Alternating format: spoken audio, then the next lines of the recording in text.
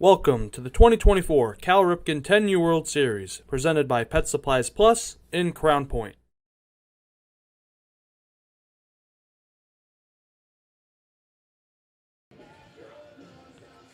Good afternoon, everybody. Thank you for joining us, and welcome to the 2024 Cal Ripken 10U World Series on the Region Sports Network on the internet at RSN YouTube, Facebook.com/Region Sports, and RegionSports.com. We come to you today from Jerry Ross Park in Crown Point, Indiana, as Pet Supplies Plus in Crown Point presents the Cal Ripken 10U World Series.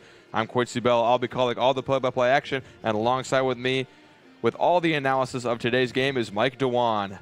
Good afternoon to you, Mr. Sports Director, the man making all of the personnel decisions and the streams and the mic and the everything to do with all the tournament. You know, if you see a stream on YouTube, it was put up there by Mike Dewan. He does a lot of work for us, and he's been gracious enough to hop on the mic with me today. Good afternoon. What an introduction. Yeah, thank you, Quincy. Always a pleasure. Another great game here, kind of the doubleheader we just had. Again, championship bracket. Great teams, man. We're kind of ironing out a little bit of this, you know, kind of the top 15. Now we're getting to hopefully the Final Four come tonight, and we got two quality teams up here next for us. The teams today in the later game on Field A is Muscle Shoals, Alabama, and Arlington, Virginia. We're going to now send it to our PA announcer for lineup introductions and the national anthem. Tonight's game is featuring the Arlington Storm out of Arlington, Virginia,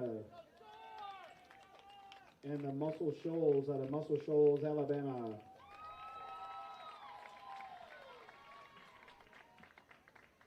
First, starting with the Arlington Storm, a substitute, number 22, Connor Bristow.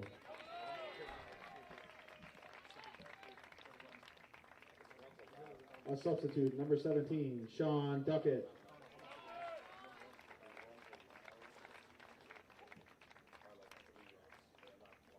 And now your starting lineups for the Arlington Storm. Leading off, number 10, Bryce Donley.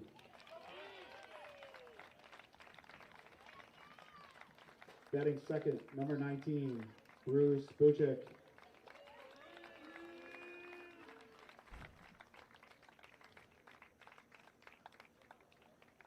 Batting third, number 7, Teddy LeCompte. Your cleanup hitter this evening, number 2, Matt Ryan.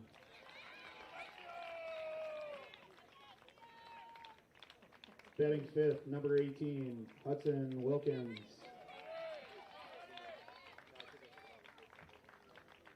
Batting sixth, number 3, Chase Langley.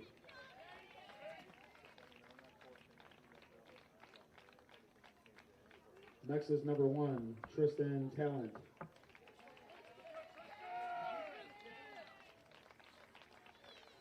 Number 5, Flynn Yuza.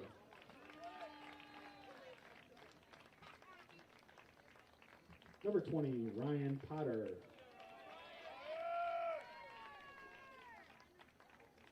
And number 8, Dexter Hinkle.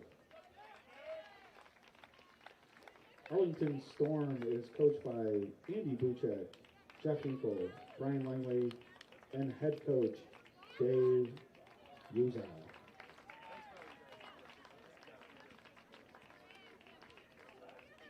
And now for the home team out of Muscle Shoals, Alabama, Muscle Shoals. A substitute, number 4, Cade Willis.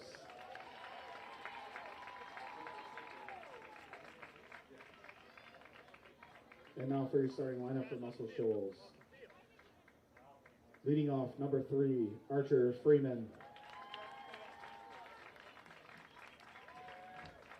Batting second, number 7, Ethan Parrish.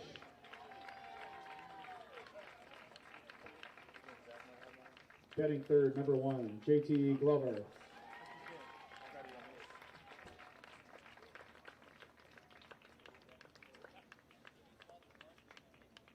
Your cleanup hitter, number 10, Nash Burden.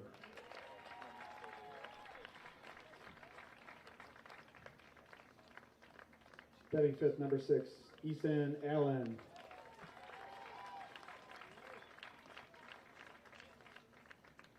Number 2, Easton Benford.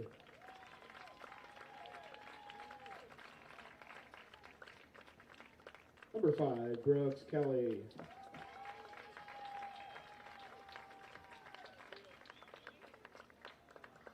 Number 13, Baylor Ritter.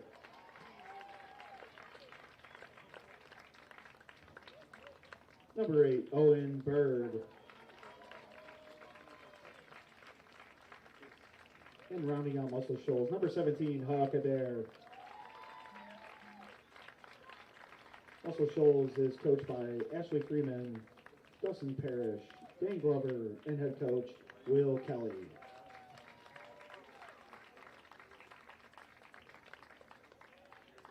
Ladies and gentlemen, if you would please rise and remove your caps for the singing of the Babe Ruth Pledge and also our national anthem.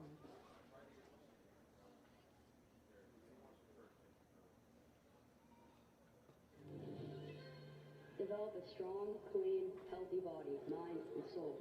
Develop a strong urge for sportsmanlike conduct. Develop understanding of and respect for the rules. Develop courage in defeat, tolerance and modesty in victory. Develop control over emotions and speech. Develop into real, true citizens.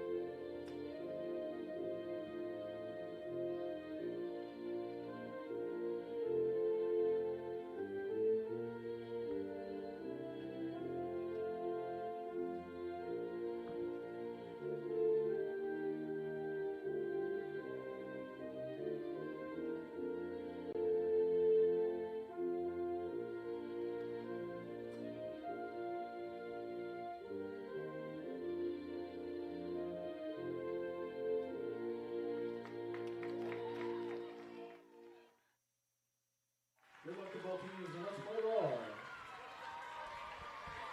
All right, Mike, looks like we are just about ready for baseball between two Southeast teams. We'll have first pitch next. You're watching the Region Sports Network, the only game in town.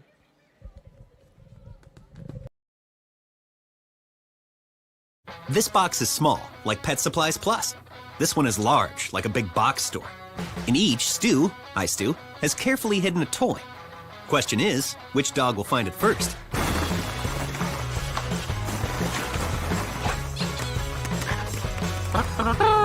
Ta-da!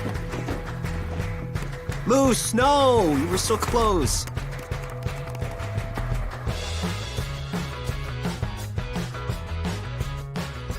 Located just 1 block north of the square in Crown Point and just 1 minute from Jerry Ross Park, Station 21 American Grill is one of the city's most popular eateries. Station 21 offers a full menu from steaks and seafood to burgers and wings. While in town for the Cal Ripken World Series, stop in and enjoy comfortable dining while watching a game on one of the 28 big screen TVs.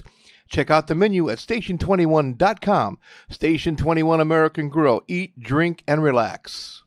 Welcome back to the 2024 Cal Ripken 10U World Series, presented by Pet Supplies Plus in Crown Point. Welcome back to the 2024 Cal Ripken 10U World Series, presented by Pet Supplies Plus of Crown Point on the Region Sports Network. Tonight's game features the number 2 seed in the entire tournament, Muscle Shoals, Alabama, against Arlington, Virginia. The Arlington Storm and Muscle Shoals, they've really jumped out to a very hot start in this tournament. They swept pool play with 4 wins, a 4-3 win over Kennewick, Washington, a 28-0 win over Australia, a 2-1 win over Central York, Pennsylvania, an 11-1 win against Crown Point Red, and in their first tournament game, a 9-3 win against Wenatchee, Washington.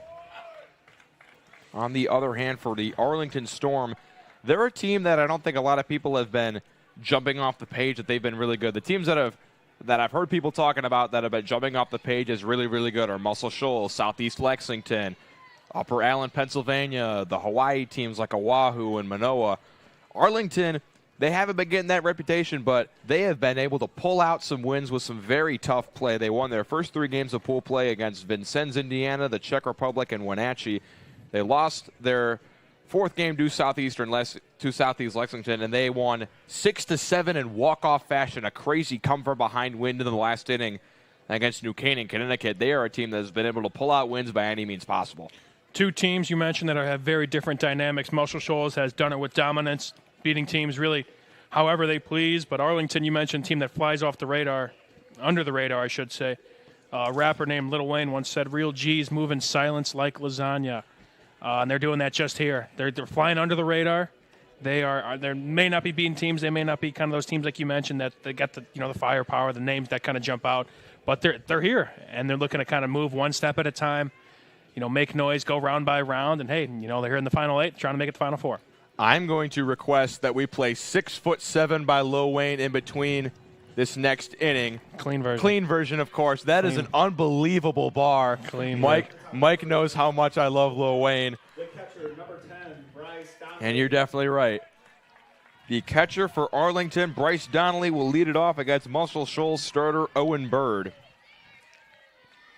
Our home plate umpire looks at his base umps, asks, are they ready? They are. Bird is set. Donnelly's into the box, the windup, and we're underway from quarterfinal, game number 3.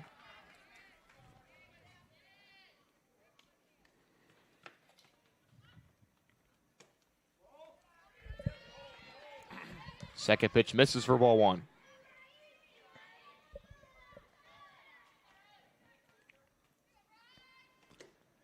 Next pitch also misses for a ball. The count now 2-1. Bryce Donnelly, we saw he was warming up with 8 bats. I think we saw a kind of practice swing with like 8 bats. I think it was 6, but he pops one up. Shortstop back to make the catch. That is Glover. Quick out number 1. JT Glover, I haven't seen really any of these teams. I'm really excited to kind of see how they play tonight, but I know JT Glover playing short, of course, for Muscle Shoals. I know he's had a fantastic tournament so far, at least on the defensive side. Definitely kind of a name to look out for one of those kind of end-of-the-tournament awards I know they're going to hand out come Saturday. I've seen Arlington, Virginia twice. I saw their 6-0 or 6-4, 7-6 crazy comeback win in the first round of this playoffs, and I saw their 10-0 win against Wenatchee, Washington. For Muscle Shoals, I saw their 28-0 beatdown of Australia. Mm-hmm. So I haven't really seen Muscle Shoals get tested. I know they have been in some of their other games, but this should be a pretty even matchup. This ball popped in the air. Opposite field, it's down for a base hit. Rounding first and staying there is Bruce Buchek with a 1-out single. Get things started this time. Obviously, that first kind of pop fly to Glover. This time he get it over him, and now a 1-out base runner for Arlington. Teddy Lecomte will step in. Crowd in the plate from the right-hand side. Bird delivers outside. And I'm sure, I don't think Arlington views themselves as an underdog. I know they might not be being talked about by a lot of some other people, but they're here for a reason. They've definitely had confidence in their squad, and they're riding high after that big walk-off win. So they are definitely coming out ready to play. Again, none of that outside noise matters. You have your high marquee teams coming into this tournament as some potential favorites, but you just got to take care of the team in front of you, and none of that outside noise matters. Ball on the dirt to Lecomte, the count 2-1.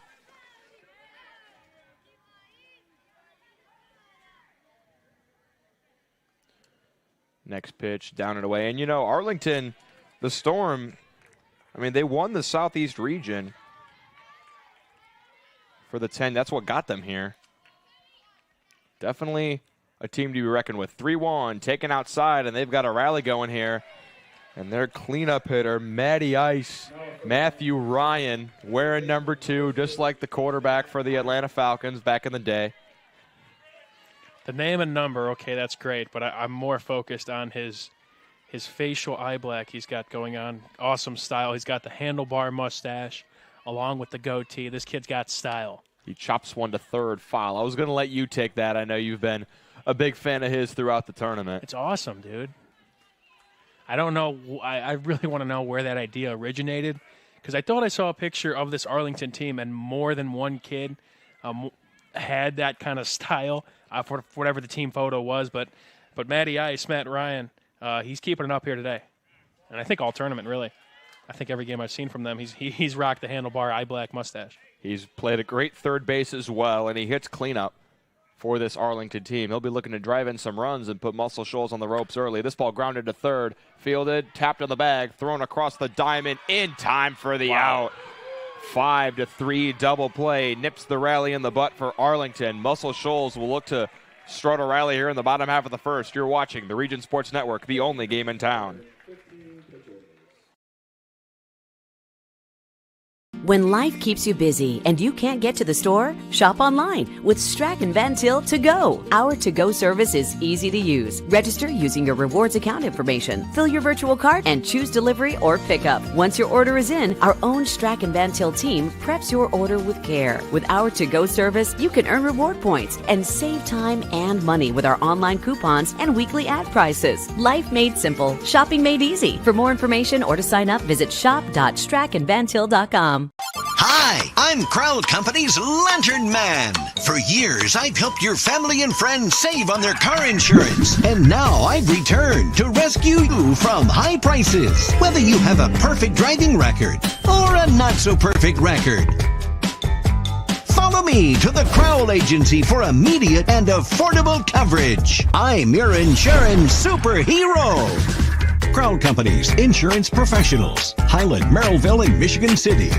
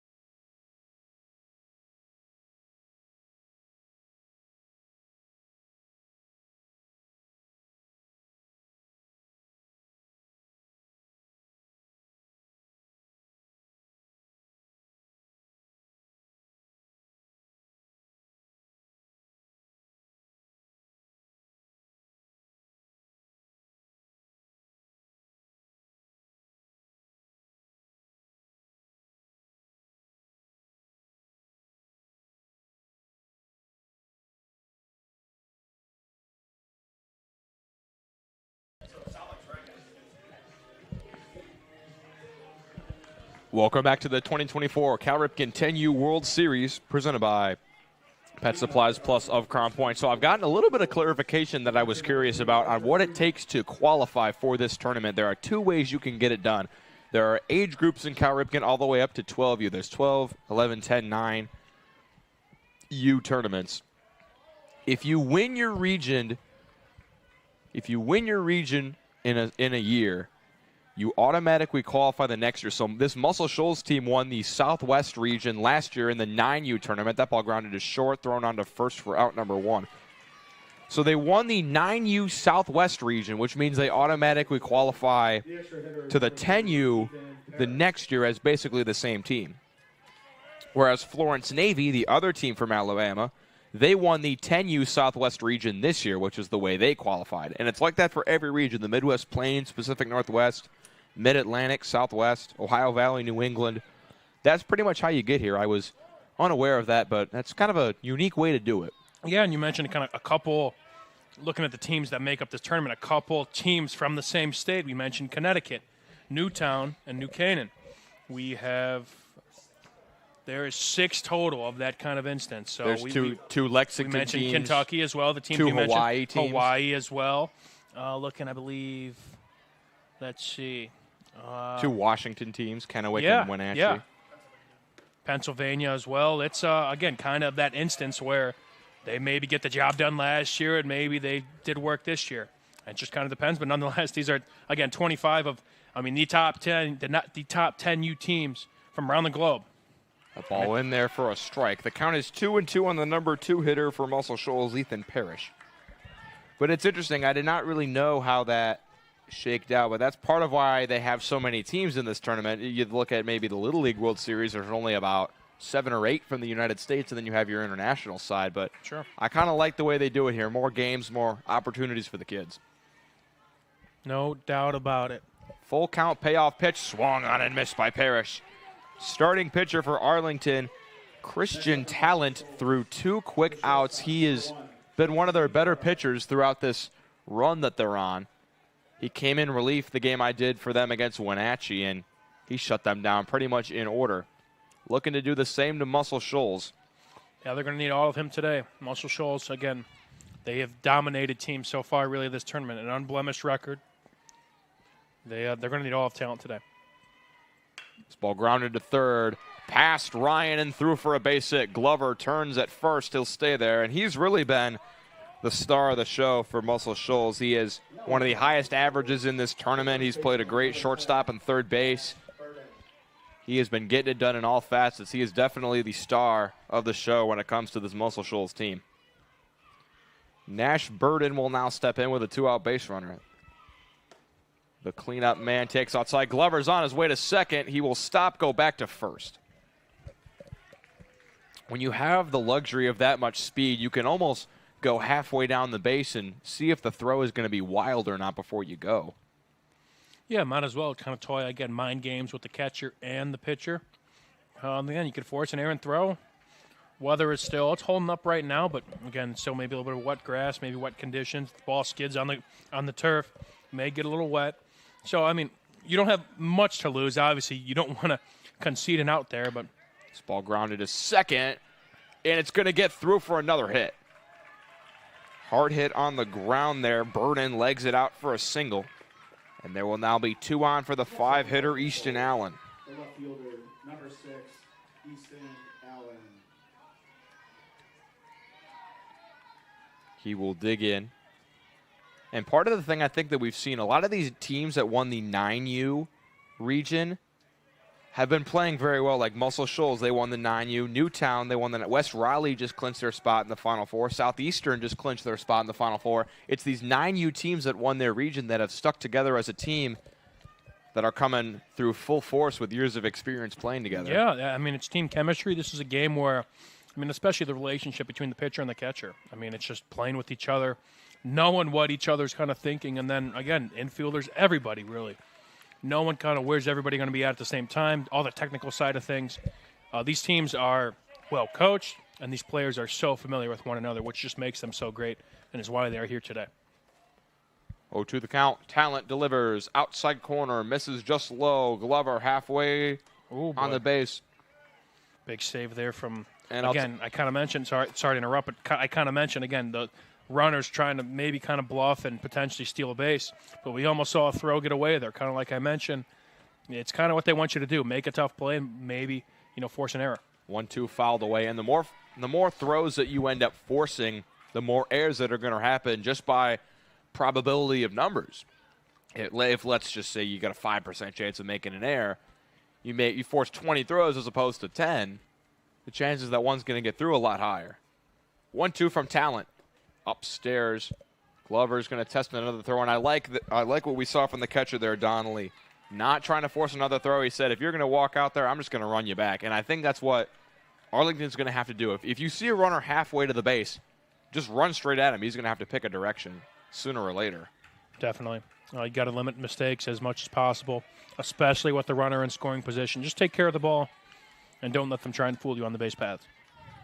The count is now run full on Easton Allen. Payoff pitch to him is fouled away again.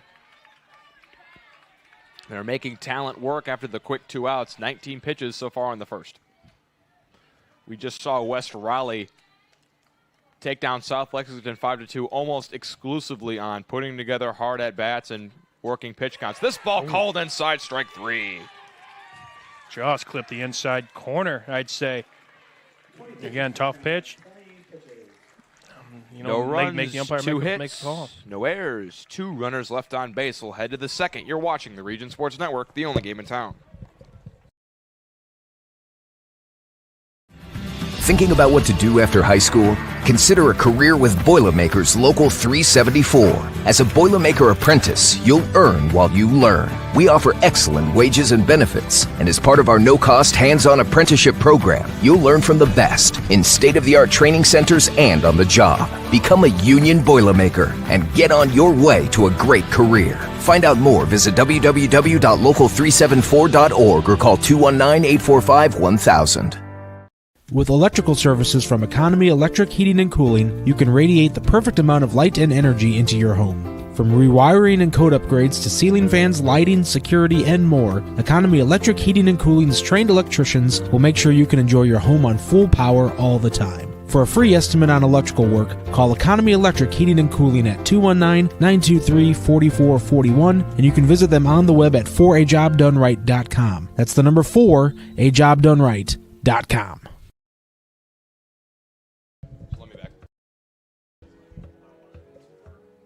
Welcome back to the Cal Ripken World Series. Our PA announcer today, Dave Mays, has been giving us some very helpful clarification. He taught us about the qualification for this tournament, but also as well, when it comes to leading off of first, like Muscle Shoals was doing, as soon as you stop your leadoff, moving forward to the next base, you have to turn around and go back. So what Muscle Shoals has been doing, they're sort of creeping off and then slowly creeping forward until the throw is made. Because you can't go back and then go to the next base if you're trying to steal. This ball lined to second, stopped by Kelly. He will throw on to first for out number 1. Plenty of hot shots left and right, testing these infielders of both teams. We've seen nothing so far, but just great plays all around. So Wilkins grounded out. Now it'll be Chase Langley who steps in. First pitch from Owen Bird is grounded through the hole for a base hit. Langley ambushes a first pitch fastball and is on with 1 out. Being aggressive. First pitch swinging on these first 2 at-bats. Last time, obviously, tough play at second to get the out, but this time snuck it through kind of the backhand of the 6-hole. That'll bring up the pitcher in today's game, Christian Talent. The lefty digs in. Owen Bird trying to work around the 1-out single. First pitch is down for ball 1. A lot of talented lefties in this tournament. I feel like when I played 10U baseball, pretty much 95% of hitters were right-handed. This ball gets away. Langley up to second. But a lot of these lefties, they've been some of the better hitters on both these teams. I thought that pitch may have hit Talent there, but I guess that just missed him there. He pops one up. Does the third baseman have room? He slides, almost makes a terrific catch, but it will land harmlessly to the round. That was Easton Bentford out there, almost with a terrific catch. Bentford already had that highlight play in the first inning, that double play there, hot shot to him, stepped on third, fired it to first. Could have made a second nice highlight play there, but he's shown a lot of effort so far over there at the hot corner. Fouled away again. The count is 2-2 on Christian Talent. West Oahu and Upper Allen, Pennsylvania getting ready to start on the other field. The winner of that game will meet the winner of this game. Our first semifinal matchup is already locked in between West Raleigh, North Carolina and Southeast Lexington, Kentucky. That ball down, and Talent earns himself a walk. Yeah, that'll be a fun one. 5 o'clock tomorrow on the major field. And the winner of this game and the game you mentioned of Upper Allen and West Oahu, that'll be at 7:30 tomorrow on major. So, again, we're getting to the nitty-gritty here. Final 4 hanging in the balance. I will be on the call for both of those games with Michael Bradner. This ball popped up. Bedford will not have a play. Michael Bradner has been doing a great job on some of the late games, but please don't tell him I said that. That makes 2 of us, yeah. Keep that under wraps. He's on the call over there as well. 0-1. Driven out into deep right field, but ranging back to make the catch is Huck Adair for out number 2. The ball is tattooed. Seen a lot of that. Again, A lot of great hits, just making these fielders make plays, and that's the difference between these teams. They just, again, all these teams that we're seeing, they find a way to make plays defensively. Very little errors.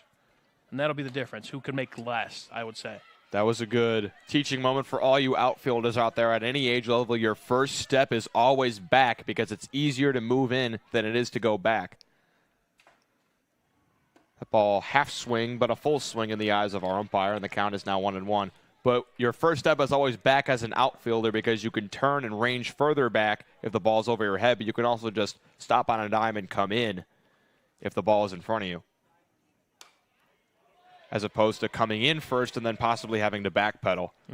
But that was a great read out there by Adair. I thought that ball was going to get over his head. Yeah, he made that look pretty easy. Again, another relatively difficult play made look easy. And we see that's been a trend this tournament. That ball over the head of Ryan Potter, the 9-hitter in this Arlington lineup. Looking to strike first. They got 2 on in the first, couldn't capitalize. They have 2 on here in the second. 2-2 pitch. Grounded to third. Benford has it. He will step on third for the out. And we will head to the bottom half of the second. You're watching the Cal Ripken World Series on the Region Sports Network, the only game in town.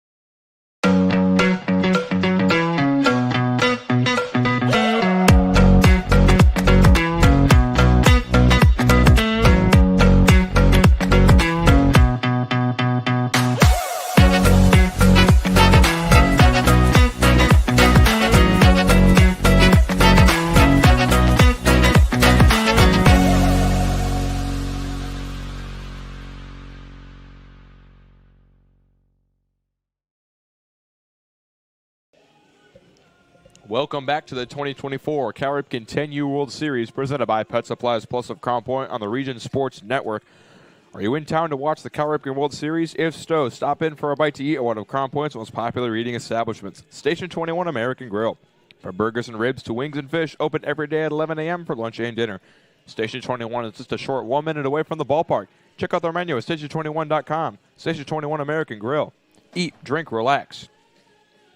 We have been munching on that stuff all day and all week long. We just put in our order. We've been snacking through this whole broadcast. The aforementioned Michael Bradner was nice enough to go get it for us. What a great guy. What a great guy. But yes, they treated us well, as many have so far for us here at the Cal Ripken World Series in Crown Point. Easton Benford, the strong third baseman for Muscle Shoals, who's made multiple plays over there at the hot corner. He'll lead it off. And he powers one into right. It's going to get down for a base hit. Benford with the hot start to the inning. We'll see if Muscle Shoals can capitalize and bring him around. Quite a game so far for Benford. He had 2 very fantastic plays at the hot corner, both to end the inning. First inning, again, had that double play.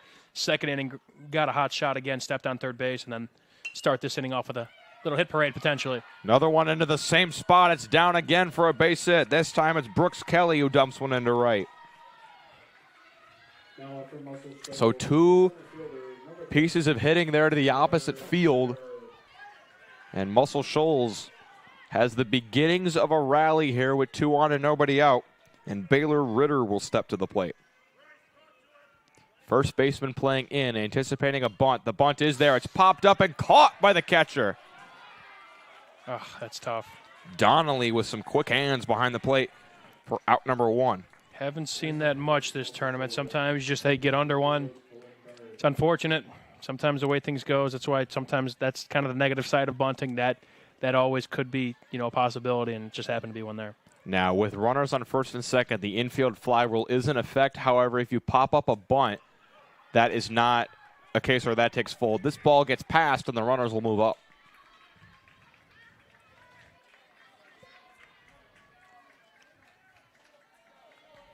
The starter for Muscle Shoals, Owen Bird, the batter at the plate. He's got 2 runners waiting for him in scoring position. He could possibly help himself out on the mound by giving his team the lead. 1-0 pitch from Christian Talent. Good block there by Donnelly to prevent that from getting past, but the count's 2-0. Right now, if I'm Bird, I'm just trying to get a productive out here. Put one on the ground, score that runner from third.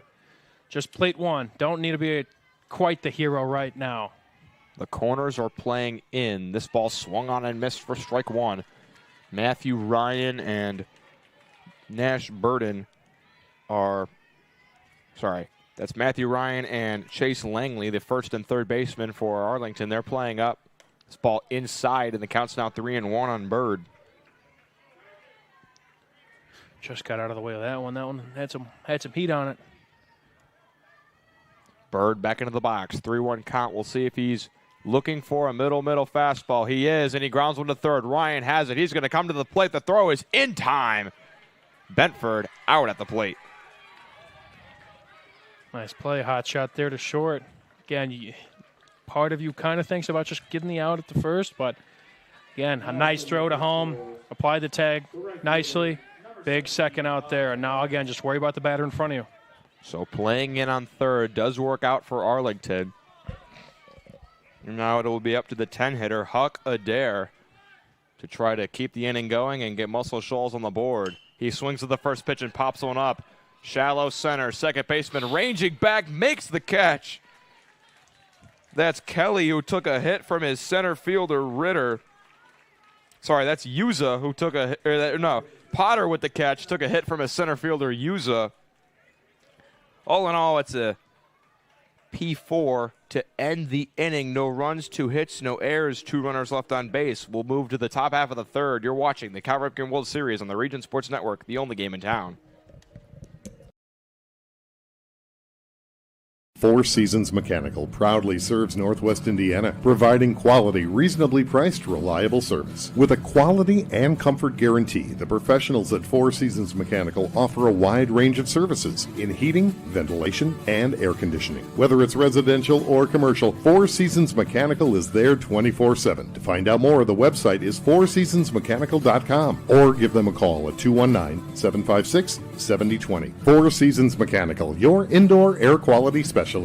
Earn while you learn from the best hands in the business. The Bricklayers Allied Craftworkers for Indiana Kentucky Apprenticeship. That's right, this is a paid apprenticeship. I'm getting an education while learning a trade and getting paid for it. The thing that surprised me the most about this apprenticeship program is the respect I have received after the proper time and training. Classes start soon, so apply now. There are training centers throughout Indiana and Kentucky. We are the Bricklayers and Allied Craftworkers for Indiana Kentucky Apprenticeship. The best hands in the business.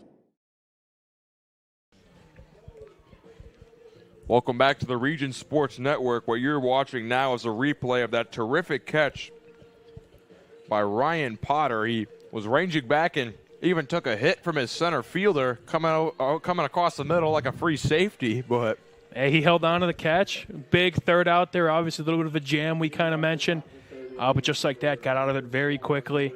That's kind of what you need, kind of those clutch outs. Obviously, you're going to surrender some base runners. Not every game's going to be perfect, but it's those key outs that make the difference in these type of games. In each of the 4 half innings that we've played, both teams have left 2 runners on base in each inning. Got to capitalize. You don't know when the last time you're going to have chances like that will be. So Owen Bird will now be out for his 3rd inning of work against this Arlington lineup. 33 pitches for him so far. He works to the 10-hitter Dexter Henkel, who pops one up. Second baseman Kelly back to make the catch for out number 1. Now batting for the Arlington Storm. That'll flip the lineup over, and Bryce Donnelly will try to get Arlington some better luck in their second time seeing Bird through the lineup.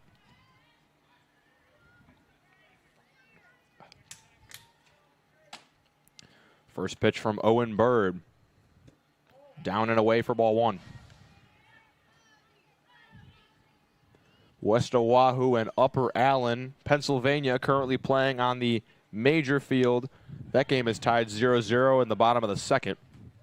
The winner of that game will play the winner of this game in the second semifinal tomorrow at 7:30 p.m. Prime time. Going to be fun. Friday Night Lights. out for baseball. We're getting down to it, man. I keep saying it, but it's flying quick. And just like that, Final Four after tonight. Only 6 teams remain in the championship bracket. That ball's upstairs to Donaway, and the count's 2-1.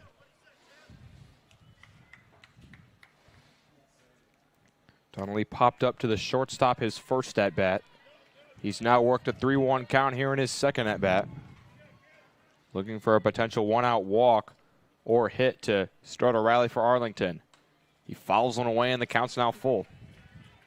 Nice catch there by the catcher, Archer Freeman. We've seen our fair share of balls caught off the net. It doesn't count as an out, but Drew Arnold likes to call that a half of an out.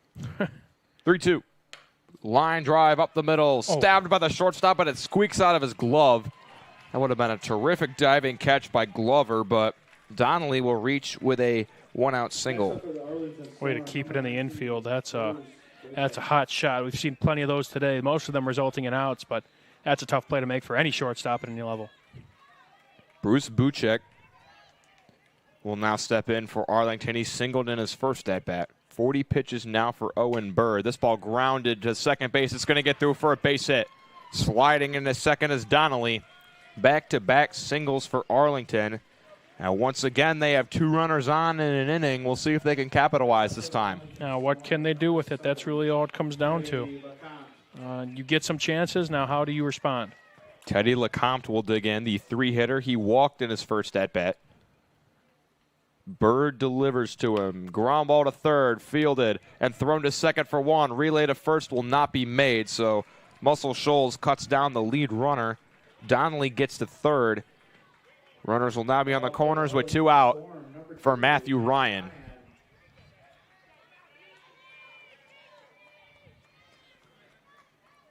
And if there's anyone to get the runs home for Arlington here with a clutch hit, it's Matty Ice. Matty Ice. Not to be confused with the quarterback, former quarterback of the Atlanta Falcons. Grounded to short, fielded by Glover. Flipped to second for the out. Arlington leaves 2 runners on again for the 3rd straight inning. Can Muscle Shoals break the trend in the bottom of the 3rd? We'll find out next on the Region Sports Network, the only game in town.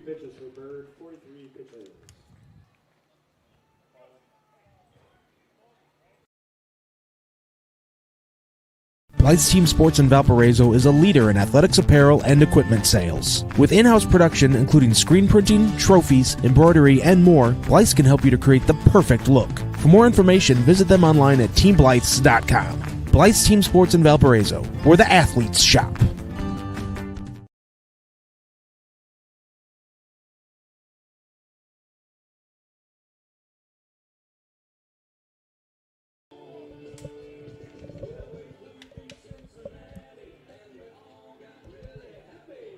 Welcome back to live coverage of the 2024 Cal Ripken World Series. Mike Dewan, Quincy Bell along beside me. Got a 0-0 ball game here, 0-0 going into the bottom of 3.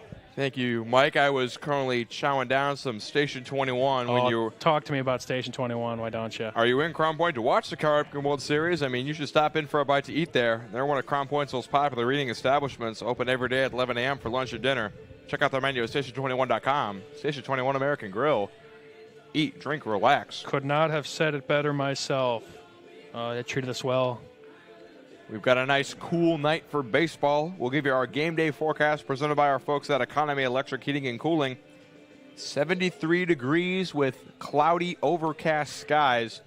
The rain has stayed away. The forecast was looking for rain in the 6 o'clock, 7 o'clock hour, but it looks like the system is going to be moving more north towards across Lake Michigan. Not far enough south into Lake County, Indiana, which is definitely a good sign. Thank you to Economy Electric Heating and Cooling. They are keeping you cool in the summer and cozy in the winter. A little bit about Muscle Shoals, Alabama. Population of only 17,000.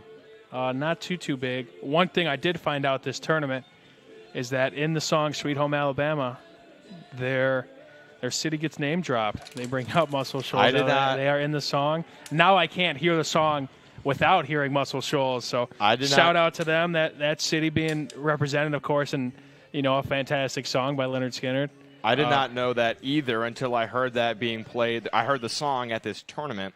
Leading off the bottom half of I'm like, did they say Muscle Shoals? And they said Muscle Shoals. I like, said, hey, that's the team in the tournament. Pretty warm there, 94 degrees right now. Ooh, that's too warm. About 8.5-hour drive. So Muscle Shoals, shout out to you guys down there in Alabama. I went down to Huntsville, Alabama one time for sort of like, it was this thing called like space camp. They taught you how to like survive in space or whatever. It was a lot of fun. Nice. It was so hot that whole week. Alabama, that heat down there is no joke. Yeah, it's been a warm week up here, but I bet this is kind of a nice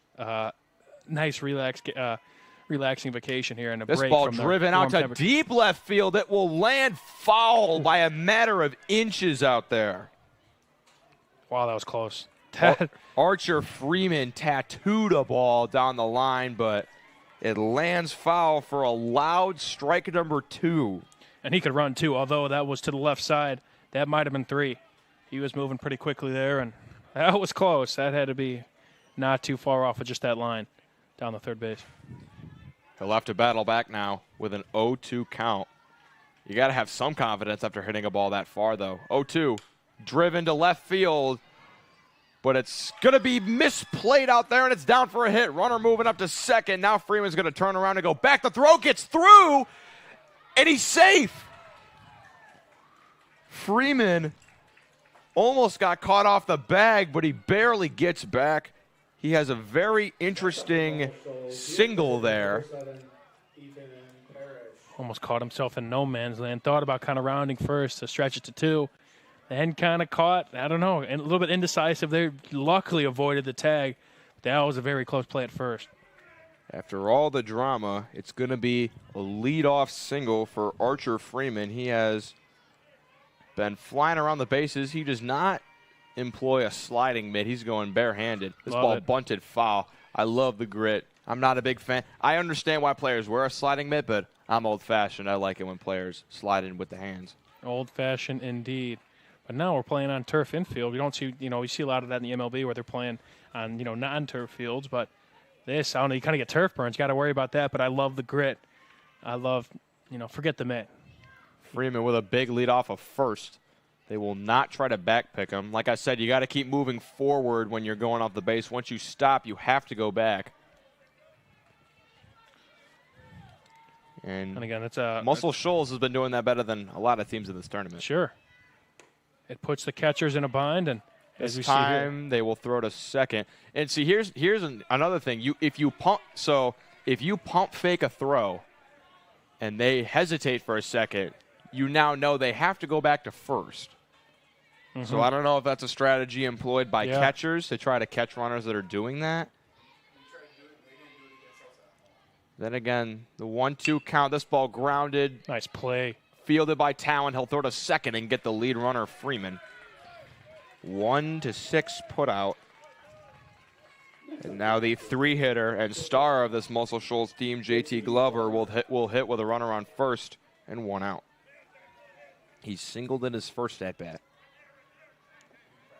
He's got the bright pink batting gloves, knee-high maroon socks, camo helmet. That's a very interesting combo. Ooh, clip the inside, similar to one of the pitches we saw earlier. Kind of had him shriveling up there in the batter's box and just clipped that inside of the plate. 0-1 the count on Glover. Christian Talent looking to get out of a third scoreless inning. That ball down and away.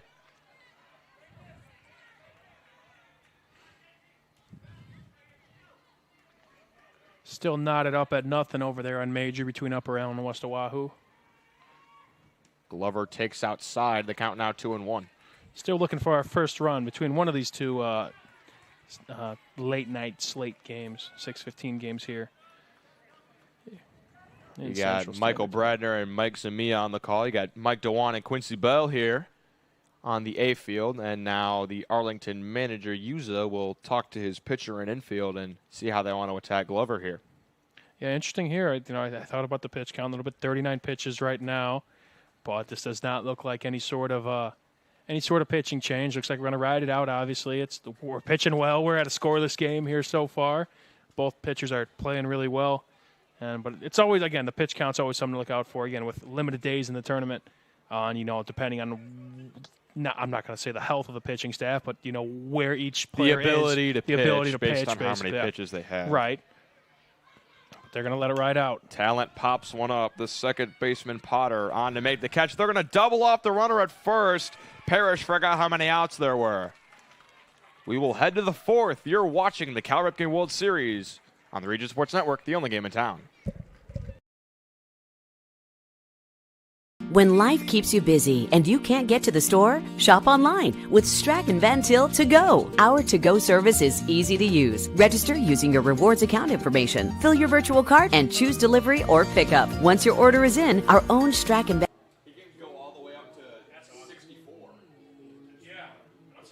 Oh, yeah. Well, they got to win, though. Yeah, I don't just win. I'm just saying, if they allow their 40, he can pitch tomorrow. Because he started the batter with under 40. When life keeps you busy and you can't get to the store, shop online with Strachan Van Til To Go. Our to-go service is easy to use. Register using your rewards account information, fill your virtual cart, and choose delivery or pickup. Once your order is in, our own Strachan Van Til team preps your order with care. With our to-go service, you can earn reward points and save time and money with our online coupons and weekly ad prices. Life made simple, shopping made easy. For more information or to sign up, visit shop.strachanvantil.com. Hi, I'm Crowd Company's Lantern Man. For years, I've helped your family and friends save on their car insurance. And now I've returned to rescue you from high prices. Whether you have a perfect driving record or a not-so-perfect record. Follow me to the Crowd Agency for immediate and affordable coverage. I'm your insurance superhero. Crowd Company's insurance professionals. Highland, Merrillville, and Michigan City. Welcome back. Back half of this game ready to start here. Fourth, fifth, and sixth innings are going to be underway. No runs in the first three. Mike, what have you seen out of these defenses that you like so far? Some more good pitching, not really beating it with the strikeout, more so good fielding, putting it in the right spots, and making your fielders make a play. We've seen a combined 11 runners left on base through 6 half innings. Yeah, alongside that, I mean, a lot of clutch outs. Again, squandered opportunities between both of these teams, a chance to really get ahead. But defense is coming to play, and pitchers, again, in those clutch situations when they really need an out, they find a way to get them. Those high-leverage situations are just so huge when it comes to the complexity of a baseball game. This ball grounded slowly up the middle, fielded by Glover, throws on to first strong for out number 1. Next up for the Arlington Storm, number 3, Chase. That'll bring Chase Langley to the plate. He singled in his first at-bat in the second. He started the game last night against New Canaan, Connecticut, and then took a comebacker off his knee and then had to be pulled in the first inning with an injury. But then later in the game, hit a bases-clearing 3-run double. Gritty. Just tough. Tough as nails. Gets the job done. Looking to replicate that magic today. Takes outside for strike 1. He has a helmet. The sticker on his helmet actually says "No Fear." You could tell that's the way he plays. A little bit similar spot to that last pitch, but just a bit outside there. It's been interesting to see the area between the white line and the black edge of the plate. The ball half swing, but a full swing in the eyes of our umpire, Langley down on strikes. But the area between the black part of the plate and the white line of the batter's box, Drew calls that the valley. And it's been interesting to see some umpires are giving that every single time. I love that. Yeah. And some umpires are not giving it at all. The valley. It's a really tough area where you got to protect. That's also where catchers can steal pitches on frames. And Drew Arnold will now call in many games for us this tournament. State champion catcher for the Lake Central Indians, local team around here, going to DePaul to play baseball. Made his broadcasting play-by-play debut yesterday in Arlington's walk-off win against New Canaan, Connecticut. The Valley, I'll have to kind of use that a little more. I'm not sure if that's just what he calls it or if that's what a bunch of people call it. All right. 3-0 the count. That ball's in there for a strike. The batter is Talent, the pitcher for Arlington. He's trying to spark a 2-out rally here. They've been making Bird work out there, 56 pitches. And he takes inside for ball 4. 2-out walk. will bring Flynn Yuza to the plate. Second walk there for Talent, right? Yes. Just making him work. Doing his job, getting on base. Not too many base runners, and whenever they do, they seem to get in scoring position, but just can't knock them home. Hopefully they could change that here with the 2-out rally. Another lefty, Yuza digs in, swings at the first pitch and fouls on over the press box. Bottom of the third, still 0-0 on the other field between West Oahu and Upper Allen. And still zeros on this field. Top of the fourth. Bird comes with the kick and delivers. Off-speed pitch. Ooh. Misses a little bit upstairs. A little bit about Arlington, Virginia, population of 234,000 as of 2022. Right outside of Washington, D.C., Arlington, Virginia, home of the Pentagon. There, so much bigger city than Muscle Shoals. But yeah, made the trip out here as well. I think they're about a 10-hour, I want to say, drive here. We're happy they're here. That ball's upstairs, and the count is 3-1 on the 8-hole hitter, Flynn Yuza. I thought the Pentagon was firmly in D.C., but I guess it's not. It's kind of teetering. This ball popped up on the infield. Third baseman Benford will call everybody off and make the catch. No runs, no hits, no errors, one runner left on base. We'll head to the bottom half of the fourth. We're still knotted at 0 here on the Region Sports Network, the only game in town.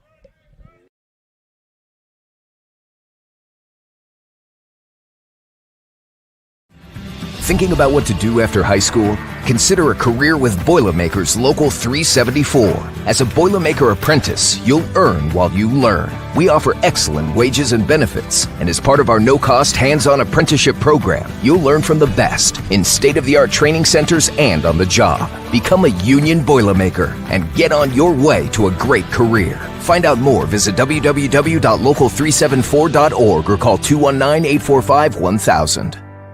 With electrical services from Economy Electric Heating and Cooling, you can radiate the perfect amount of light and energy into your home. From rewiring and code upgrades to ceiling fans, lighting, security, and more, Economy Electric Heating and Cooling's trained electricians will make sure you can enjoy your home on full power all the time. For a free estimate on electrical work, call Economy Electric Heating and Cooling at 219-923-4441, and you can visit them on the web at 4ajobdoneright.com. That's the number 4ajobdoneright.com.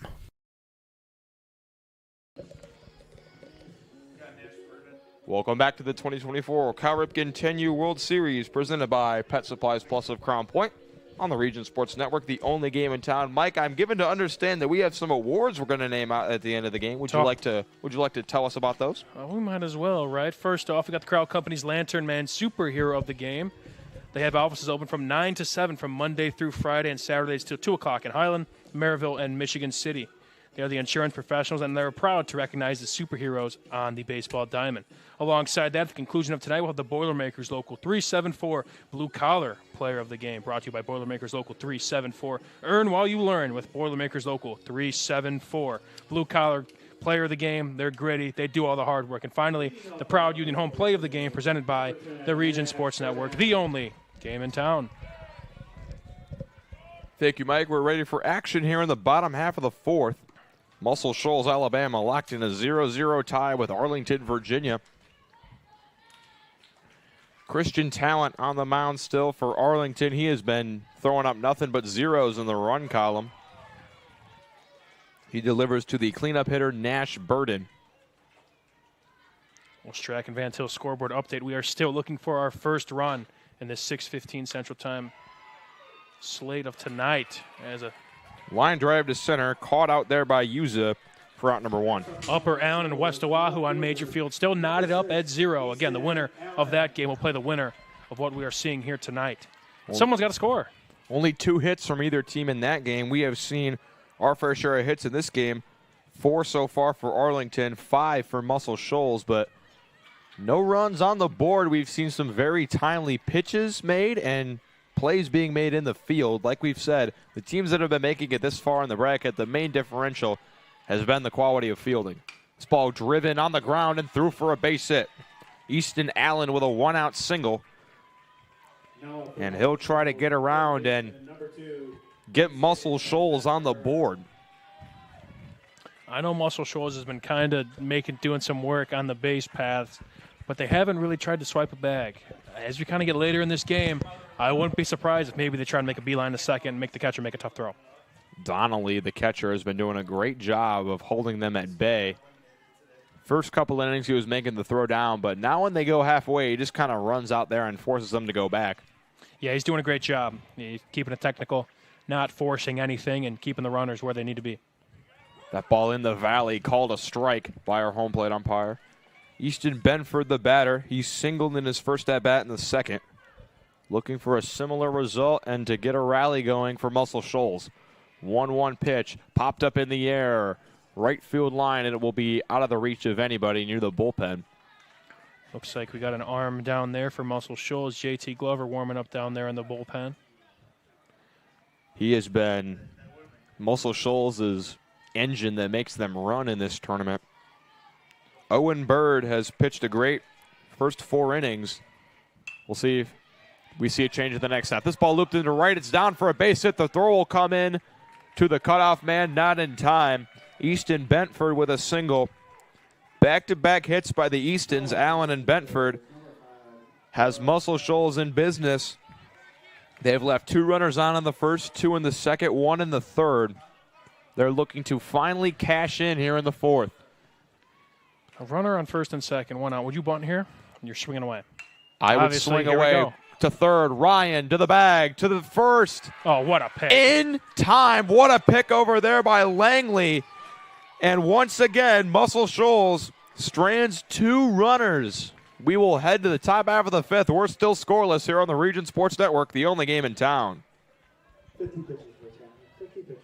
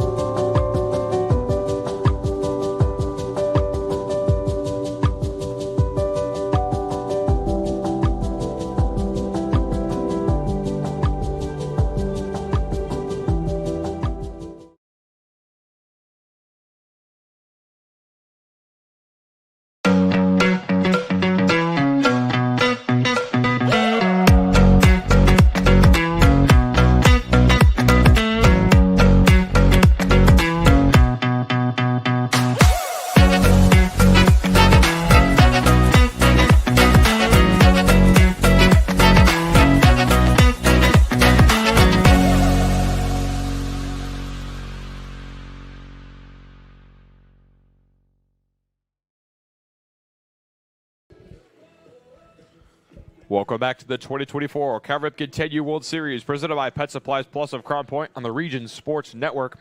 0-0 your score here in the 5th from Field A. 0-0 the score on the main field between Oahu and Upper Allen.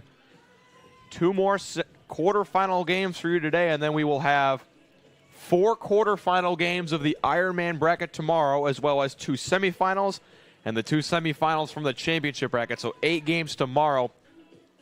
A lot of baseball still to be played for both sides of both brackets. Plenty of action here tomorrow, both on A field and major. Again, little bump in the road here today. What's a week-long baseball tournament without a day of rain? But we rolled with the punches, and we're here tonight. And we got 2 great games going on right now, only on the Region Sports Network. So the plan was to have 8 games today and 4 games tomorrow. We're just flipping that and playing 4 games today, 8 games tomorrow. New pitcher on the mound for Muscle Shoals. It'll be JT Glover relieving Owen Bird. Glover put up 4 scoreless innings. He was absolutely terrific. Gave up only 4 hits to this Arlington lineup. Like we said, no runs on either side. Only 1 strikeout, but his defense did their job behind him. 0-2 the count on Ryan Potter, fouled away. Did we get Bird's pitch count? Did he finish with 40? I don't know. 0-2 the count. That ball upstairs, the count now 1-2. Pinch hitter for Arlington, Connor Bristow waits on deck. 1-2 the count to Ryan Potter. That ball misses upstairs for ball 2. Some would say the valley, or is that the inside part of the plate? That looked a little bit up. I think that crossed the plate, but it was high. Okay. 2-2. Tipped into the catcher's mitt for strike 3. Potter down on strikes. Great play there from Freeman to hang on for the out. And now Connor Bristow will step in. I'm sure that's what our manager here for Arlington is telling the home plate umpire. At the conclusion of tonight's game, we'll name the Crawl Company's Lantern Man Superhero of the Game. Crawl Company's have offices open from 9 to 7 Monday through Friday and Saturdays till 2 in Highland, Maryville, and Michigan City. They are the insurance professionals, proud to recognize the superheroes on the baseball diamond.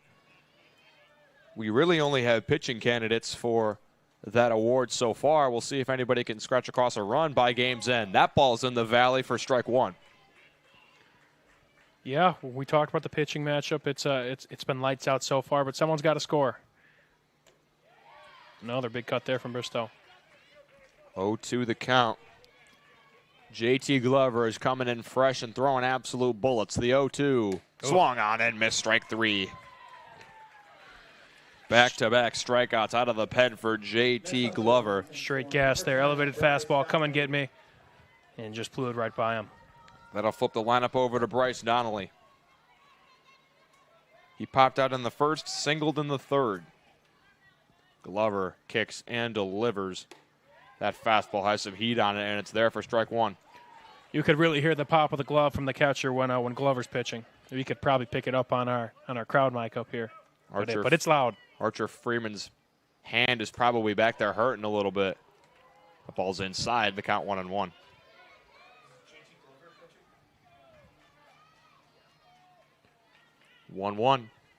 Glover, the kick and the delivery. Fouled away, and the count now 1-2. So I guess the plan for Muscle Shoals was have Bird go out there, pitch as long as he can, and then in a close game, hand it over to their ace. Sure. 1-2. Line drive to second, stabbed on a line by Kelly. He'll throw to first for the out. 3 up, 3 down for Glover in his first inning of relief. We'll head to the bottom half of the 5th. We're still deadlocked at 0 here on the Region Sports Network, the only game in town.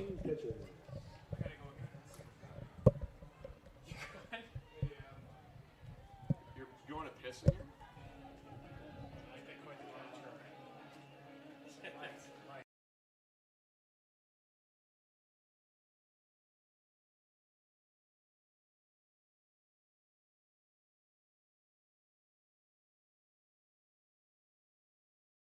Northwest Indiana, providing quality, reasonably priced, reliable service. With a quality and comfort guarantee, the professionals at Four Seasons Mechanical offer a wide range of services in heating, ventilation, and air conditioning. Whether it's residential or commercial, Four Seasons Mechanical is there 24/7. To find out more, the website is fourseasonsmechanical.com or give them a call at 219-756-7020. Four Seasons Mechanical, your indoor air quality specialists. Earn while you learn from the best hands in the business. The Bricklayers Allied Craftworkers for Indiana Kentucky Apprenticeship. That's right, this is a paid apprenticeship.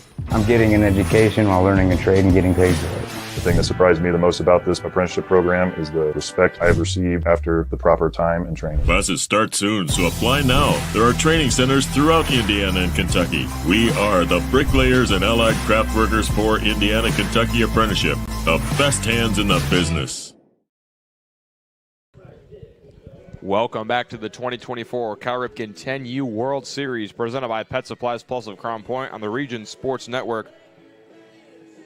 Christian Talent still out there firing for Arlington, Virginia. He's only at 50 pitches through 4 innings. He's been efficient, and he has 25 more at his disposal. I'd imagine that in this close of a game, Arlington's going to ride them out as long as they can. Hoping to probably at least get one more good inning out of him, I'd say. And if they can get 2, that would be even better. Baylor Ritter will lead it off for Muscle Shoals. It'll be 8, 9, and 10 in their order. Ritter, Bird, and Huck Adair. That ball in the valley for strike 1. Looks like this home plate umpire has been given that more times than he hasn't. Sure thing, and as a pitcher, you got to kind of know your umpire. That ball inside, and it's going to hit Ritter on the shoulder. So he reaches on the hit by pitch. Next up from Muscle Shoals, number 8, Owen Bird. That'll bring Owen Bird to the plate. He threw 4 scoreless innings to start this game before JT Glover took over the 5th. In the top half of this frame, 52 pitches for Talent. He delivers low for ball 1.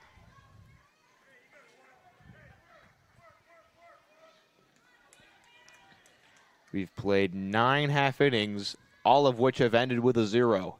This ball popped up foul, and the count's now 1-1. It's coming to a battle of just who wants it more, who wants to be the difference maker in a game where it's just knotted up, can't really generate any sort of offense when at least we need it. Who's going to make that play? The outs are becoming less and less as the game goes on. 1-1, grounded to short, fielded, flipped to second for 1, relay to first, in time. So the runner at second is going to be safe. I believe they say the second baseman did not tap the bag there. Next up from Muscle Shoals, number 17, Rock Adair. I believe that's what they're saying. So it's a 6-4-3 put out, but they only get the out at first. Interesting. That opens the door a little bit for Muscle Shoals. That could be possibly the break they need. It changes the whole inning. Matthew Ryan over there at third, giving some words of encouragement to his pitcher. Talent delivers. This ball grounded to short, fielded and thrown across for out number 2. The runner's going to third. The throw down in time, so they do cut down the runner anyway. Arlington flashes the leather. We're still tied at 0 going into the top of the 6th. You're watching the Region Sports Network, the only game in town. 6-3-5.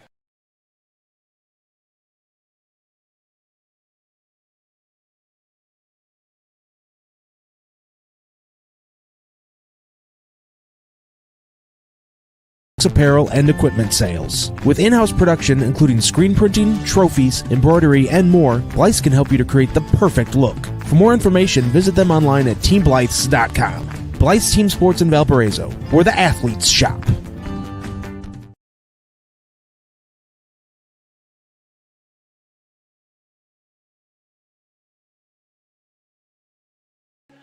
Welcome back to the quarterfinals of the Cal Ripken 10U World Series on the Region Sports Network.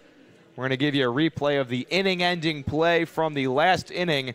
The runner that was thrown out at third was safe at second after the second baseman missed the bag on a double play, but they do get the double play anyway to end the inning. Both of these teams have been flashing the leather in spades. There's only been 1 half inning where a team hasn't left a runner on base. Muscle Shoals has left 8 runners on base. Arlington has left 7 runners on base. JT Glover is on the mound for Muscle Shoals, and he has been firing absolute bullets out of the bullpen. 2 strikeouts and a ground out in his first inning of relief. Who's going to capitalize? That said, again, we got some great pitchers, but there's some hits here and there. Again, people are getting on base, whether that's maybe a walk, whether that's who knows what. But it's just defensive play after defensive play, whether that's a clutch out from the pitcher or seeing a play like that, an unconventional double play. Again, we see something new, it seems like, every inning between these two teams. Upper Allen, Pennsylvania has a rally brewing in the top of the 5th against West Oahu. They have runners on first and second with nobody out in the top of the 5th. Bruce Buchek will lead it off. 2, 3, and 4 in the Arlington order due up to face Glover.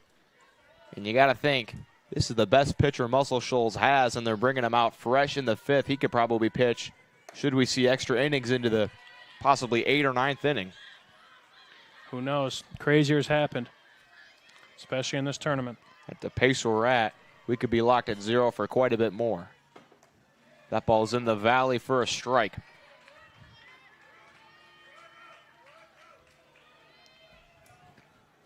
1-1 the count.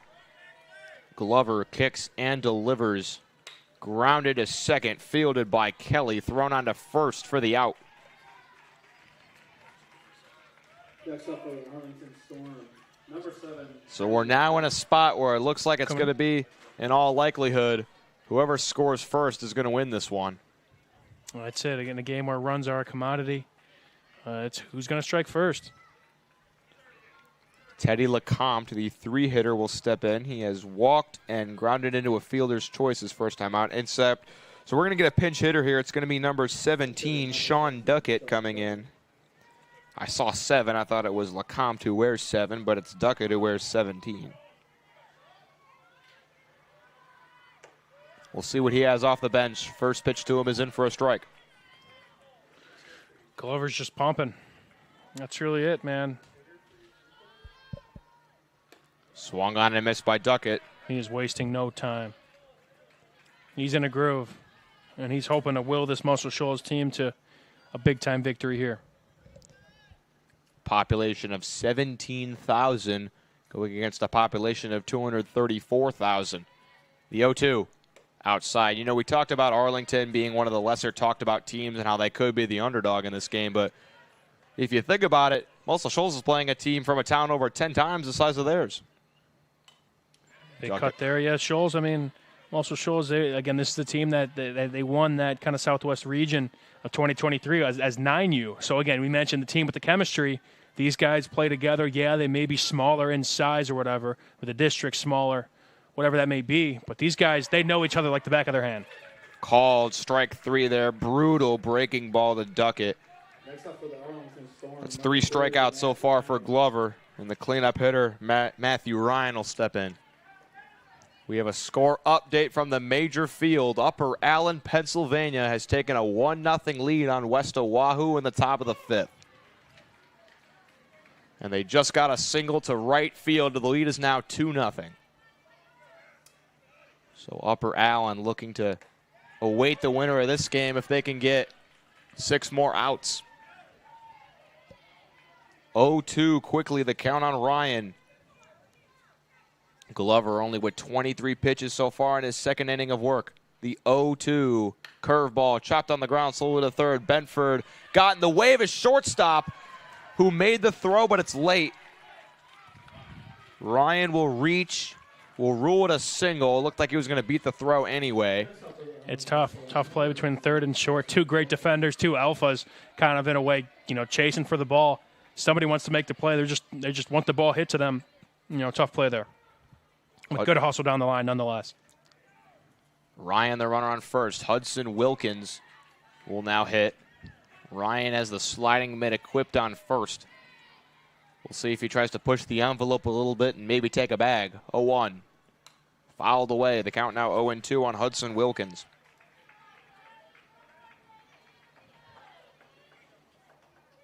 No, that was the first hit for Arlington in the last 2 innings. Their last hit was a single by Bruce Buchek back in the 3rd. 0-2, breaking ball, called strike 3. Glover is out there painting with the off-speed craftsmanship and firing in his fastballs.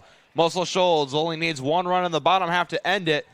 You're watching the Region Sports Network, the only game in town. This box is small, like Pet Supplies Plus. This one is large, like a big box store. In each, Stu, has carefully hidden a toy. Question is, which dog will find it first?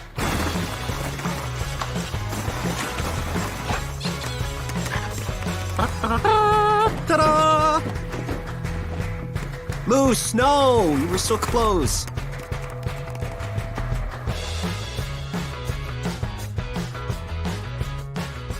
Located just 1 block north of the square in Crown Point and just 1 minute from Jerry Ross Park, Station 21 American Grill is one of the city's most popular eateries.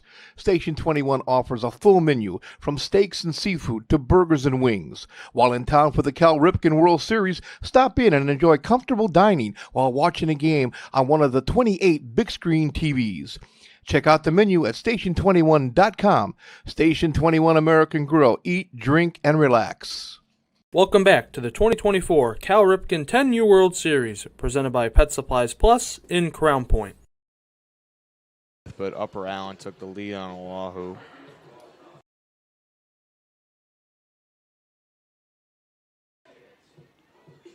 Welcome back to the 2024 Cal Ripken 10U World Series, brought to you by Pet Supplies Plus of Crown Point.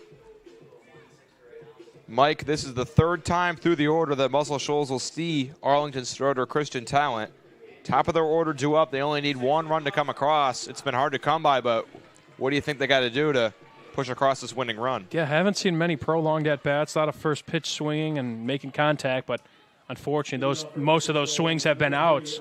I'd try and maybe work into a hitter's count, maybe have them throw me a challenge fastball and maybe try and strike on one. You got to do whatever you can to try and muster up a run. Being the home team, being the better seed in this situation, they're in the driver's seat right now. And again, another first pitch swinging. Popped up in the air. The second baseman calls for it.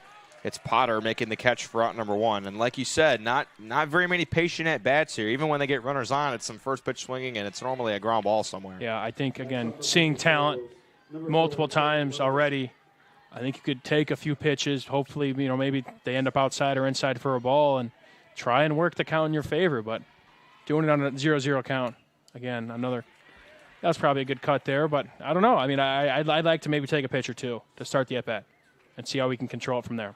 Quick chance to shout out all of our viewers. We have 210 people watching this stream and 255 people watching the other stream. Thank you to all of you watching these quarterfinal games. They have been filled with some great pitching and great fielding. Runs have been very hard to come by. Ethan Parrish will see a 1-1 count here from Christian Talent. In the dirt for ball two. Here's a little bit more of an patient at bat. Okay, obviously kind of had that first cut in the first pitch, but since then two pitches outside, not chasing at all. And then now we're in a hitter's count, a spot where I don't know if they've been in quite some time. It seems like. Also, Shoals went hitless in their last inning. They had a hit by pitch, a double play that wasn't turned, so they only had the one out. And then Arlington did turn that terrific 6-3-5 double play. Just how you draw it up. Only 60 pitches for Talent here in the sixth. So if he gets through this, he'll probably be on for the seventh. That pitch is outside, and the count is 3-1 on Ethan Parrish. The dangerous J.T. Glover waits on deck for Muscle Shoals. You swinging away here, or are you taking? I would take. He swings away. That's just my style at the plate. Sure. I like to push pitchers to their absolute max. You don't have to be as gritty of a hitter as me. Okay. Sure. Everyone's got their own method to the madness. That's just how I play. Some people say I just waste away a bunch of hitters. Sure. I mean, that was probably a strike there, too. Probably clipped the outside corner. So now big-time pitch here. Full count payoff. It's inside. Parrish has a one-out walk. And he will represent the winning run on first. He gets a high five from his first base coach. And now J.T. Glover will dig in. 63 pitches for Talent. He has 12 more at his disposal in this game. Glover digs in. Parrish the runner on first. Glover takes the first pitch for strike one. Good pitch to start him off there. Outside corner. Glover has singled and flown out to the second baseman in his two at-bats. He's standing back in the box with this velocity Talent has. Fouled away, and the count's 0-2. Glover, obviously, as great as he's with the bat, he showed his presence on the bump so far with what he's done there over the past few innings. Glover is going to be, should Muscle Shoals go scoreless this inning, be out there firing bullets again, hopefully in the seventh. 0-2 from Talent, grounded to short, fielded by Wilkins, slipped to second for one, relay to first, not in time. They do cut down the lead runner on the 6-4 putout. Glover reaches, and it'll be up to Nash Burden to try to get Glover home. And with the speed that Glover has on the bases, I would just straight up try to take second. You've already got two outs. Your options to get a runner home increase so drastically when you get to second as opposed to first. That's why they call it scoring position. Sure.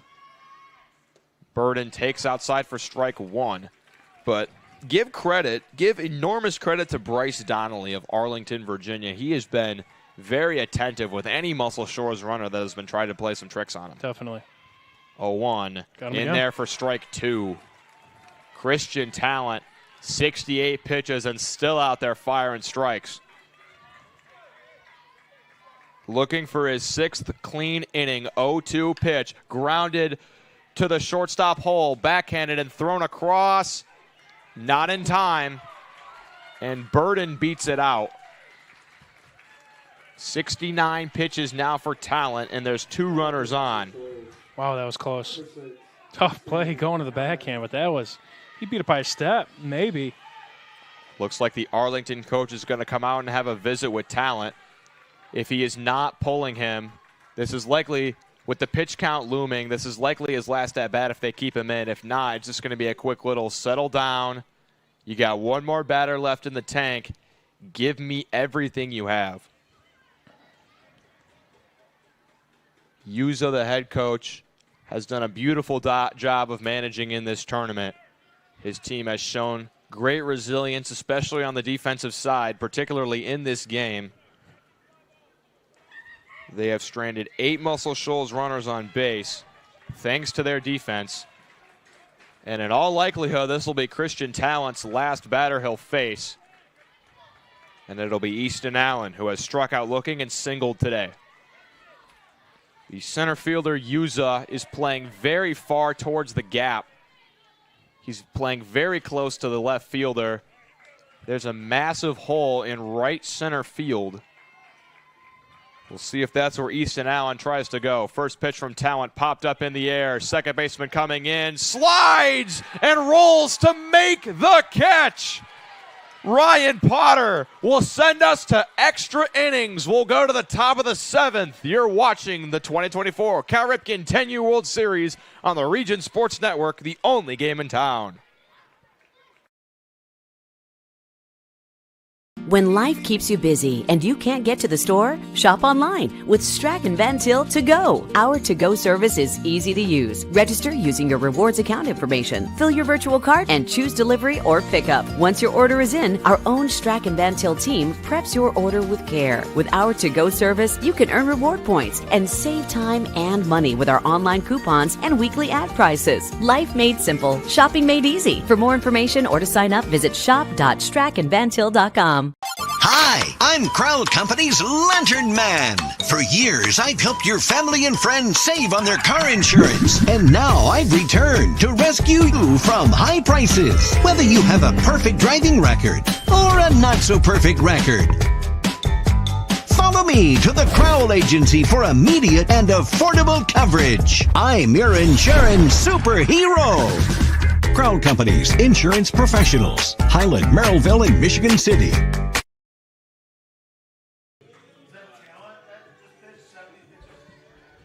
Welcome back to the Cal Ripken 10U World Series, brought to you by Pet Supplies Plus of Crown Point. We are headed to the 7th inning. Extra baseball here will be needed to decide this one between Muscle Shoals, Alabama, and Arlington, Virginia. Nothing better than free baseball. Getting more than what we asked for here today. And again, 0-0, just a pitching duel between whoever they seem to throw out there. Defense has been great. I mean, what more can you ask for? I like a good pitching duel, especially in these later rounds when, who's going to want it more?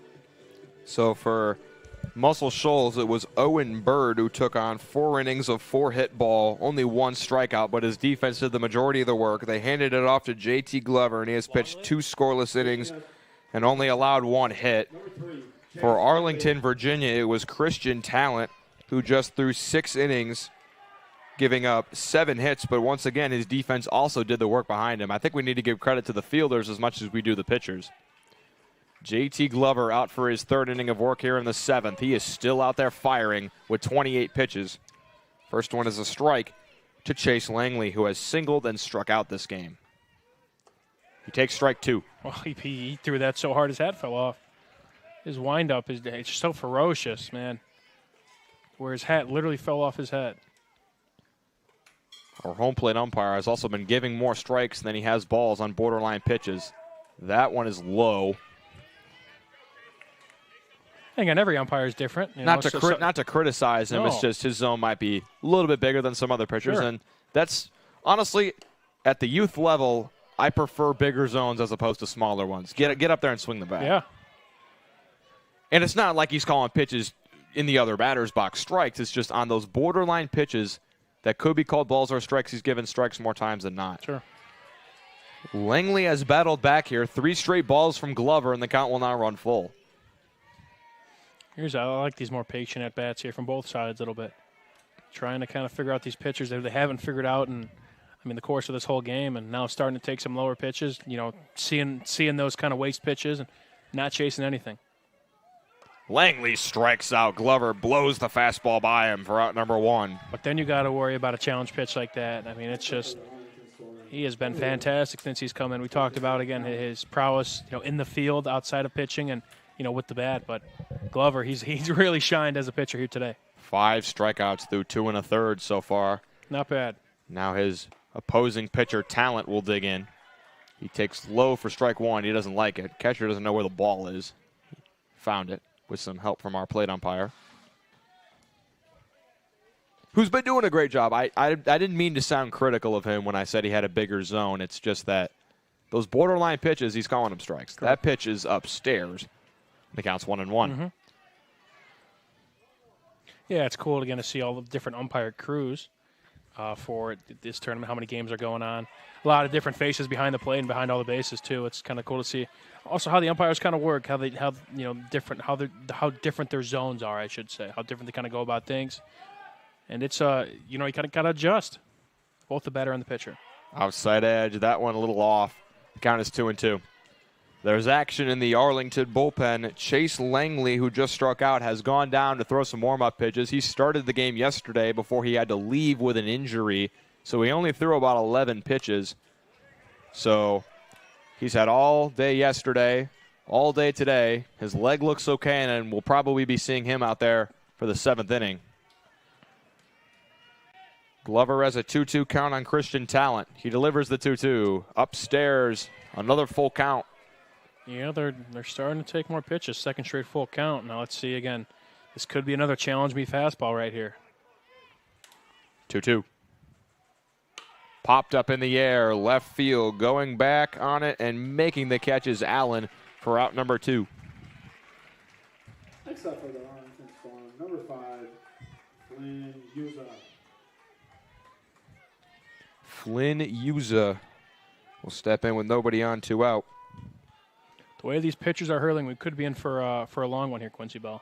We could be. The sun is setting, and we have shown no signs of going home anytime soon between either of these teams. Yuza fakes a bunt, pulls it back for strike 1. He shook his head a little bit, so I'm anticipating that he pulled that back because he thought the pitch was a ball, not because he's trying to fake out the pitcher Glover. He was looking to swing away that time. The pitch was up for ball 1.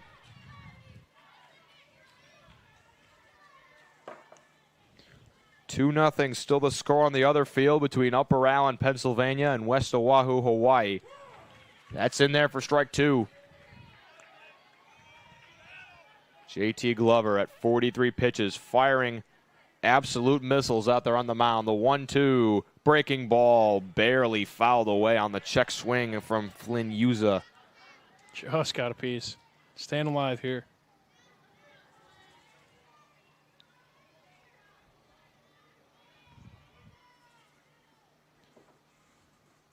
Fouled away again on the half swing. He's fighting. Got to respect Yuza for that. Not going down without a fight. I think we got a rally cap on the third base coach of and he got him there.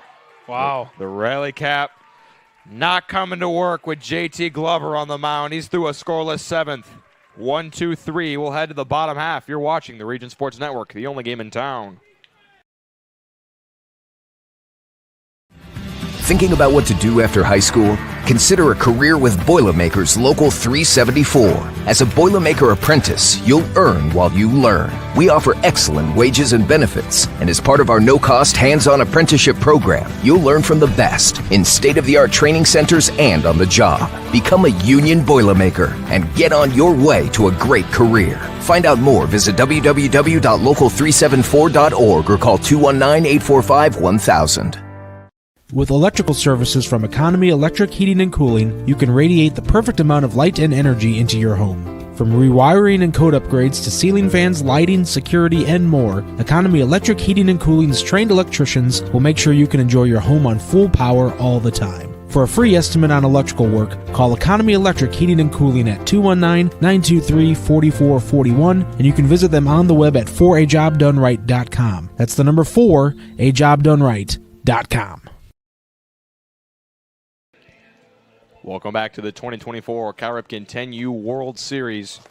Christian Talent's day is over on the mound. He pitched 6 innings, gave up 8 hits, but no earned runs, 2 strikeouts. He unfortunately will be settled with a no decision. Cannot get the win. It'll be up to Chase Langley, who started their game yesterday against New Canaan, Connecticut, but had to leave the game in the first after a ball came back and hit him in the leg. So almost a luxury for Arlington that they were able to get out of that game, and now they'll throw their starter from last night in this game. Well, Strack and Van Til scoreboard update for those interested, obviously, in the winner of this game plays the winner of Upper Allen and West Oahu going on Major Field.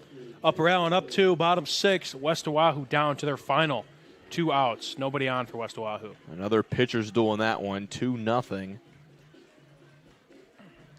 And we see a lot of that there in these rounds. 2 teams that are relatively evenly matched. Hitting will always kind of be there, but pitching is going to kind of prevail.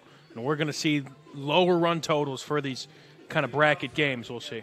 Yeah, pool play, you see people trying to save pitchers. Mostly you'll see some higher scoring games. But when it comes down to bracket play, you're throwing your best guys as long as you need to. And you will see your fair share of 1-0 games, 2-1 games. We'll see if Muscle Shoals can crack into the run column. It'll be 6, 7, and 8 due up for them. Easton Bentford, Brooks Kelly, and Baylor Ritter. Langley nods, comes set, and delivers the 0-1. Popped up in the air, into the gap and down. Leadoff single for Easton Bentford. He's had a fantastic game. That is his 3rd single today. He's 3 for 3. Both at the plate, and he's just got a smooth glove at the hot corner. Hasn't had many plays since kind of those first few innings, but, I mean, it's been just great pitching, but he's been solid at the plate as well as with the glove. We'll see if Brooks Kelly tries to employ some small ball to get him over. He takes strike 1. I mean, we haven't seen much of that yet. I mean, I would try, again, first pitch. I don't know, maybe try and lay down a bunt, get him a second. Muscle Shoals still has a guy on the bench, Cade Willis, one of their faster guys. We might see him pinch run at some point in this game. That ball is low, and the count is 1-1 on Brooks Kelly. Just need a productive out here. Maybe roll one over, but make that runner go to second. That ball's outside, and the count 1-2, or 2-1. Or again, work out a nice hitter's count, 2-1 here. I don't know. I'd expect maybe this could be a green light here. 2-1.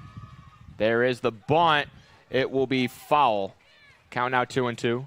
We have a final update for you on the other field. Upper Allen, Pennsylvania takes down West Oahu, Hawaii, 2-0. So they will now turn their attention to this field and see who they'll be playing.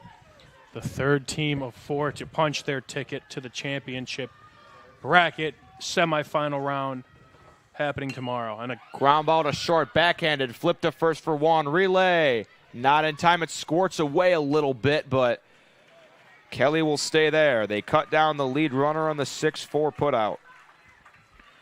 We'd like to welcome all of you who are watching the Upper Allen, Pennsylvania, West Oahu game. We are deadlocked at 0 here in extra innings between Muscle Shoals, Alabama, and Arlington, Virginia. Muscle Shoals has a runner on first and 1 out. Their 8-hitter, Baylor Ritter, will step to the plate. He popped up to the catcher and was hit by a pitch today. He takes upstairs for ball 1. There's 1 spot left in the Final Four, and it's going to come from this game. Who wants it? 1-0. In there for strike 1. Some terrific pitching has been on display today, but possibly even more impressive, the defense from both sides. We've only seen a handful of strikeouts. Pretty much every at-bat, a team has had to make a play in the field. 1-1 the count on Baylor Ritter. He takes on the outside corner for strike 2. I like the take. It's tough. It's a tough take. Our plate umpire has been given that outside edge all day long. And I like it. I like it. Swing the bat. Again, it's up for the pitcher to put it in the spot. And we've seen that really these 2 games we've seen from all the pitchers. They like that spot, the upper corner or the inside corner. And they know where to throw it. 1-2. Line drive, loop to short, caught out there by Wilkins for out number 2. Next up from Muscle Shoals, number 8, Owen Bird. That'll bring Owen Bird to the plate with a runner on first and 2 out. 11 pitches so far for Langley in his first inning of work. He had to leave the game yesterday with a leg injury, but only threw 11 pitches in that game. So he's out trying to get Arlington, Virginia, their second win of bracket play. They took down New Canaan, Connecticut 7-6 in comeback fashion. They're deadlocked with Muscle Shoals right now. No team has been able to push a run across. Somebody's got to give. Just who's it going to be? In fact, in this game, we've only seen 3 runners get to third base. Wow. 1-0 pitch from Langley. Gets away. Up to second is Kelly. So the winning run into scoring position. And Bird has a hitter's count at 2-0. I remember you're saying kind of in the pregame, we haven't really seen Muscle Shoals got tested. I think this would be a proper time to say this is a big-time test for both these teams. And how is Muscle Shoals going to respond? A chance to really win it here. 2-0. Bird had the green light, but he cuts and misses for strike 1. 2 outs, a base hit needed to bring that runner home from second. Outfield for Arlington, Virginia playing pretty shallow. They'll try to cut down the runner at home if there's a base hit. That ball on the outside edge called for a strike.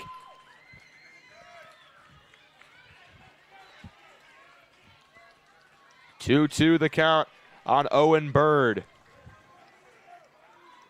Chase Langley trying to push this game to an 8th inning for Arlington, Virginia. He comes set, delivers the 2-2, popped up into the air to center, over is Yuza, makes the catch, and we are headed to the 8th. Still deadlocked at 0. No runs, 1 hit, no errors, 1 runner left on base for Muscle Shoals.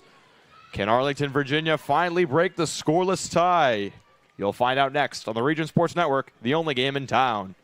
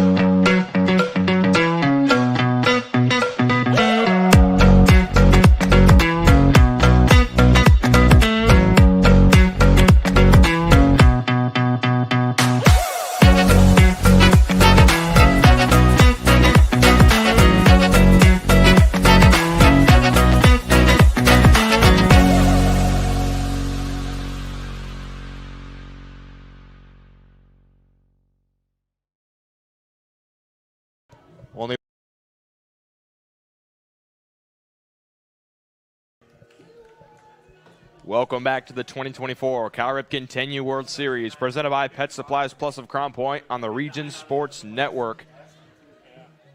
Upper Allen, Pennsylvania took down West Oahu, Hawaii 2-0 in the other game on the major field. So Upper Allen, Pennsylvania will take on the winner of this game. We'd like to welcome all of you who have been watching that game and have turned the channel to see who they're going to play. We are deadlocked at 0 here in the top of the 8th inning.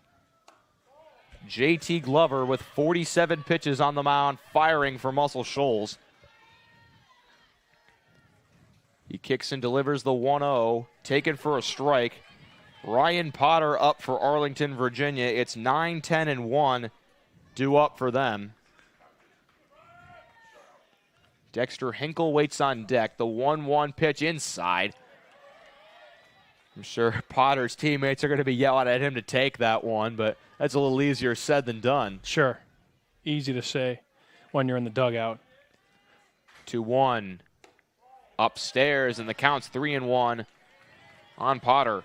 I don't know if we've seen a count get this hitter friendly with Glover out there so far. Now, obviously, there we go. Now, a walk to get things started for Arlington.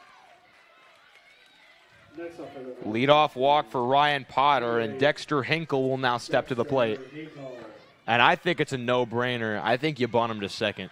Because at best case, you get a runner in scoring position with one out, but also you make Muscle Shoals field that bunt and make a strong throw to first. Looks like Easton Benford, third baseman for Muscle Shoals, kind of playing that bunt defense. And they swing away, and it's a fly ball to right. Back on it is Huck Adair. He makes the catch for the first out. I don't know. I think you got to try and get him to second one way or another. I don't know. I mean, I like swinging away. I like being aggressive, but, we can't muster up anything. We haven't done it for 7 innings. We're now into the 8th. Top of the order up for Arlington, Virginia, Bryce Donnelly. That ball low and outside. Good block there by the catcher, Archer Freeman. Pass balls could be a killer here. You can't be letting runners get to second base for free. No, sir. Win or go home, especially can't do that. Donnelly on the ground. Into the hole. Throw goes into second, and they nail the runner. Potter with a little bit of a late start from first. They nail him on the 5-4 putout. And now Bruce Buchek will step up to the plate. He's 2 for 3 today with 2 singles and a ground out. He hasn't been able to touch JT Glover, however, in his first at-bat. This ball is low for ball 1. Ooh. Looks like all eyes now are on this game. Everyone kind of migrating from Major Field, eventually kind of making their way up here. That ball taken for strike 1. Talk about a fantastic nightcapper to the day of quarterfinals for the championship bracket. Upper Allen, Pennsylvania, 2-0 the winners over West Oahu, Hawaii. They await the winner of this one. Check swing, the appeal down to third. They say that he went. The count is now 1-2 on Bruce Buchek. Glover only had 57 pitches. I want to say he came in, around the fourth inning, and he's made light work. Been efficient. He came in the 5th. He's been lights out. The count is now 2-2 with 2 out to Buchek. Just such a commodity to have. Sean Duckett waits on deck if we can get a runner on here. 2-2. Called strike 3. JT Glover continues to fire absolute missiles on the mound. We will head to the bottom half of the 8th. You're watching the Cal Ripken World Series After Dark on the Region Sports Network, the only game in town. Four Seasons Mechanical proudly serves Northwest Indiana, providing quality, reasonably priced, reliable service. With a quality and comfort guarantee, the professionals at Four Seasons Mechanical offer a wide range of services in heating, ventilation, and air conditioning. Whether it's residential or commercial, Four Seasons Mechanical is there 24/7. To find out more, the website is fourseasonsmechanical.com or give them a call at 219-756-7020. Four Seasons Mechanical, your indoor air quality specialist. Earn while you learn from the best hands in the business. The Bricklayers Allied Craftworkers for Indiana Kentucky Apprenticeship. That's right, this is a paid apprenticeship. I'm getting an education while learning a trade and getting paid for it. The thing that surprised me the most about this apprenticeship program is the respect I have received after the proper time and training. Classes start soon, so apply now. There are training centers throughout Indiana and Kentucky. We are the Bricklayers and Allied Craftworkers for Indiana Kentucky Apprenticeship. The best hands in the business. Welcome back to the 2024 Cal Ripken 10U World Series presented by Pet Supplies Plus on the Region Sports Network. If this game ever does end, we have 3 awards to give out. The Crowell Company's Superhero of the Game, the Boilermakers Local 374 Blue Collar Player of the Game, and your Proud Union Home Play of the Game. Mike, what do we need to do to end this game? Got to score a run, man. We got to try and muscle up a couple good at-bats here. Muscle up, no pun intended, for Muscle Shoals here, but any way you can. Again, I don't like kind of the first pitch swinging. We've seen a lot more of an aggressive approach as kind of the innings go on. I want to see, again, take a couple pitches, work out a good count, and hey, who knows? Again, you guys are the home team. You guys are batting last. You know what you have to do. You have to score a run, and you're on to the semifinals. Huck Adair will lead it off for Muscle Shoals. Then it'll be the top of their order. First pitch fouled away. J.T. Glover put up a scoreless 8th inning on the mound. That was his 4th inning of work. Owen Bird took the first 4 innings, gave up 4 hits, no runs. And now J.T. Glover, 4 innings, no runs. It was 6 scoreless innings from Arlington starter Christian Talent. And they've handed the ball off to Chase Langley, who delivers inside to Adair, and the count's now 1-1. The voice of Major Field today, Mike Zamia's in the house. Everyone's kind of making their way over here finally from the RSN crew, as well as probably those who were, again, watching that last game. Chopper to third. Ryan on to first for the out.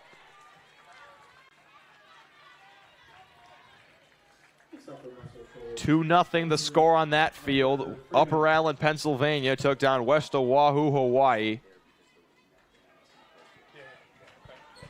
So everyone from the other field, particularly the Upper Allen fans, beginning to migrate and see who they're going to play. We are deadlocked still at 0. Top of the order up now for Muscle Shoals in the form of Archer Freeman. He is 1 for 3 today with a single, a ground out, and a pop-up. I think the crowd got more intensified as this inning kind of happened. Outside corner, called a strike. Our home plate umpire has been giving those pitches all day long. He's silently telling these players, swing the bat. We need to get a run across. I love it. Be aggressive. 1-1. Outside again, called a strike again. And the count 1-2. It's not going to change. It's not going to change. You're going to have to, as much as you kind of want to take pitches, which I do like, maybe make the umpire make a call. Outside again, that one was high. You're going to have to swing the bat one way or another. He's calling those pitches out there. You got to go attack it. Now, 2-strike approach. You feel it's going to be in that spot, you may have to protect here. 2-2, popped up in the air, shallow right. Buchek on it to make the catch for the second out. Next up from Muscle Shoals, number 7, Ethan Parrish. That'll bring up Ethan Parrish to the plate. He is 0 for 2 with a walk today. He struck out in the first, grounded into a fielder's choice in the third, and walked in the sixth. The lefty digs in against Chase Langley of Arlington, Virginia. Takes the first pitch inside for ball 1.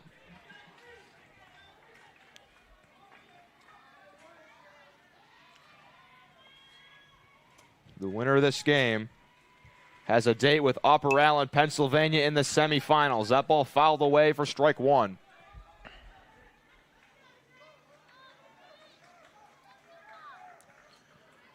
We know that you're nervous if you're watching this game from Virginia or Alabama. If you're watching from anywhere else in the country, you've enjoyed a terrific pitcher's duel up to this point. 2 outs here in the bottom of the 8th. Langley trying to push it to a 9th for Virginia. This ball grounded to second. Fielded by Potter, flipped on to first, and we will have a 9th inning of play here coming up next. You're watching the Cal Ripken World Series on the Region Sports Network, the only game in town.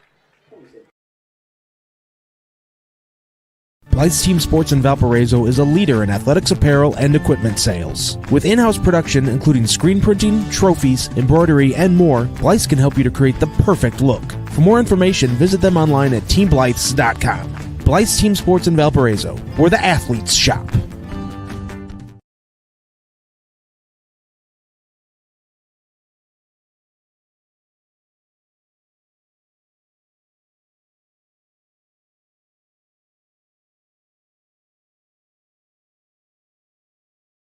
This box is small, like Pet Supplies Plus.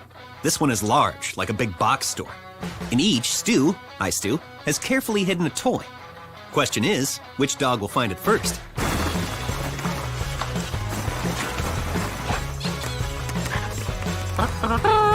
Ta-da!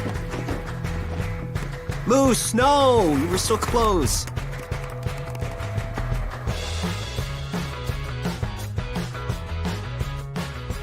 Located just one block north of the square in Crown Point and just 1 minute from Jerry Ross Park, Station 21 American Grill is one of the city's most popular eateries. Station 21 offers a full menu from steaks and seafood to burgers and wings. While in town for the Cal Ripken World Series, stop in and enjoy comfortable dining while watching a game on one of the 28 big screen TVs. Check out the menu at station21.com. Station 21 American Grill. Eat, drink, and relax. Welcome back to the 2024 Cal Ripken 10U World Series, presented by Pet Supplies Plus in Crown Point. Crazy. Welcome back to the 2024 Cal Ripken 10U World Series, presented by Pet Supplies Plus of Crown Point on the Region Sports Network. New pitcher on the mound for Muscle Shoals will be Nash Burden. JT Glover was fantastic out of relief. 4 innings, 1 hit allowed, 5 strikeouts.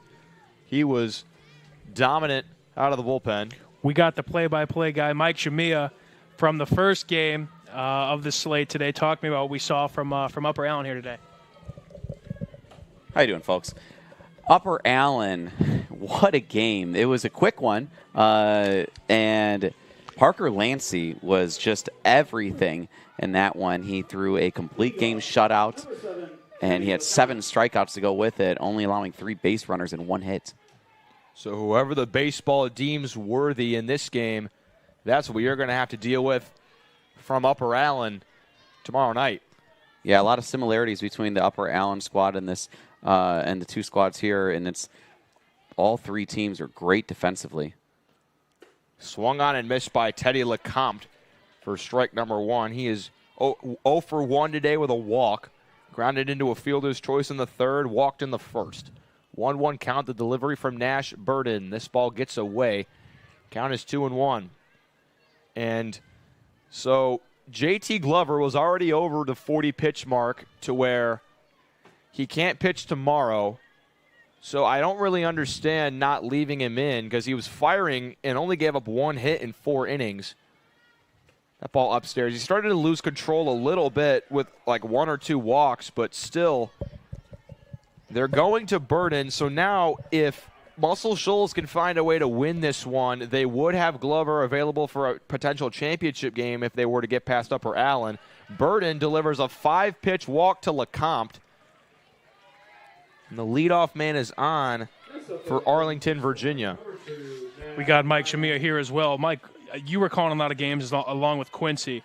What are the kind of similarities of these teams we're seeing so far? Obviously, being in the championship bracket, we see pitching, we see defensive, prowess out here. Obviously, good hitting, but it's been a lot of similarities in my opinion I've seen so far. Yeah, absolutely. And just to kind of, in addition to defensive, is kind of what I mentioned earlier, is just the baseball intelligence, the baseball IQ of these teams here in the championship bracket play. As we find out who's going to play tomorrow, that's another huge similarity that I've seen between these teams. Thank you, Mike, for hopping on the call. You're doing double duty, 2 games today.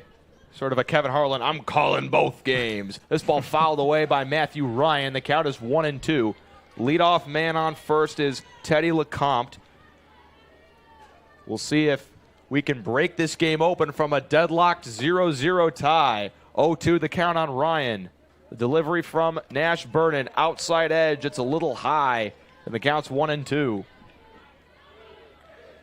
Mike, being over there on that field, did you see kind of those Upper Allen parents and players kind of trickle their way over? Obviously, this is a big game. They've got to figure out who they're playing tomorrow. Yeah, absolutely. I did. I mean, they're all down the first base line there. They're all there. They just came in droves, it seemed like, straight to this field because they knew what was at stake. And one thing that's awesome about the design of these fields is you could see the scoreboard of from the bleachers in Major. Into center. It's going to land, I believe. So the runner's forced out at second. Coming on was Ritter. He fielded the ball on a hop. The runner on first thought that the ball was caught. It's going to be an 8-6 putout. I think even if he ran on, as soon as he saw the hit the ground, I think he was going to get forced out at second anyway. So basically it's just Ryan and LeCompte trading places. So now 1 out, and Hudson Wilkins will step into the plate. We've also seen some of the people online shift their viewership to this game. We have had over 200 people this whole stream. That ball's on the outside edge for a strike. All eyes of this tournament that are associated with this tournament are now deadlocked onto this game. Top of the ninth, 1-1 count. The delivery inside and the ball gets away. Ryan up to second. The go-ahead run now only 120 feet away. 2-1 the count on Hudson Wilkins.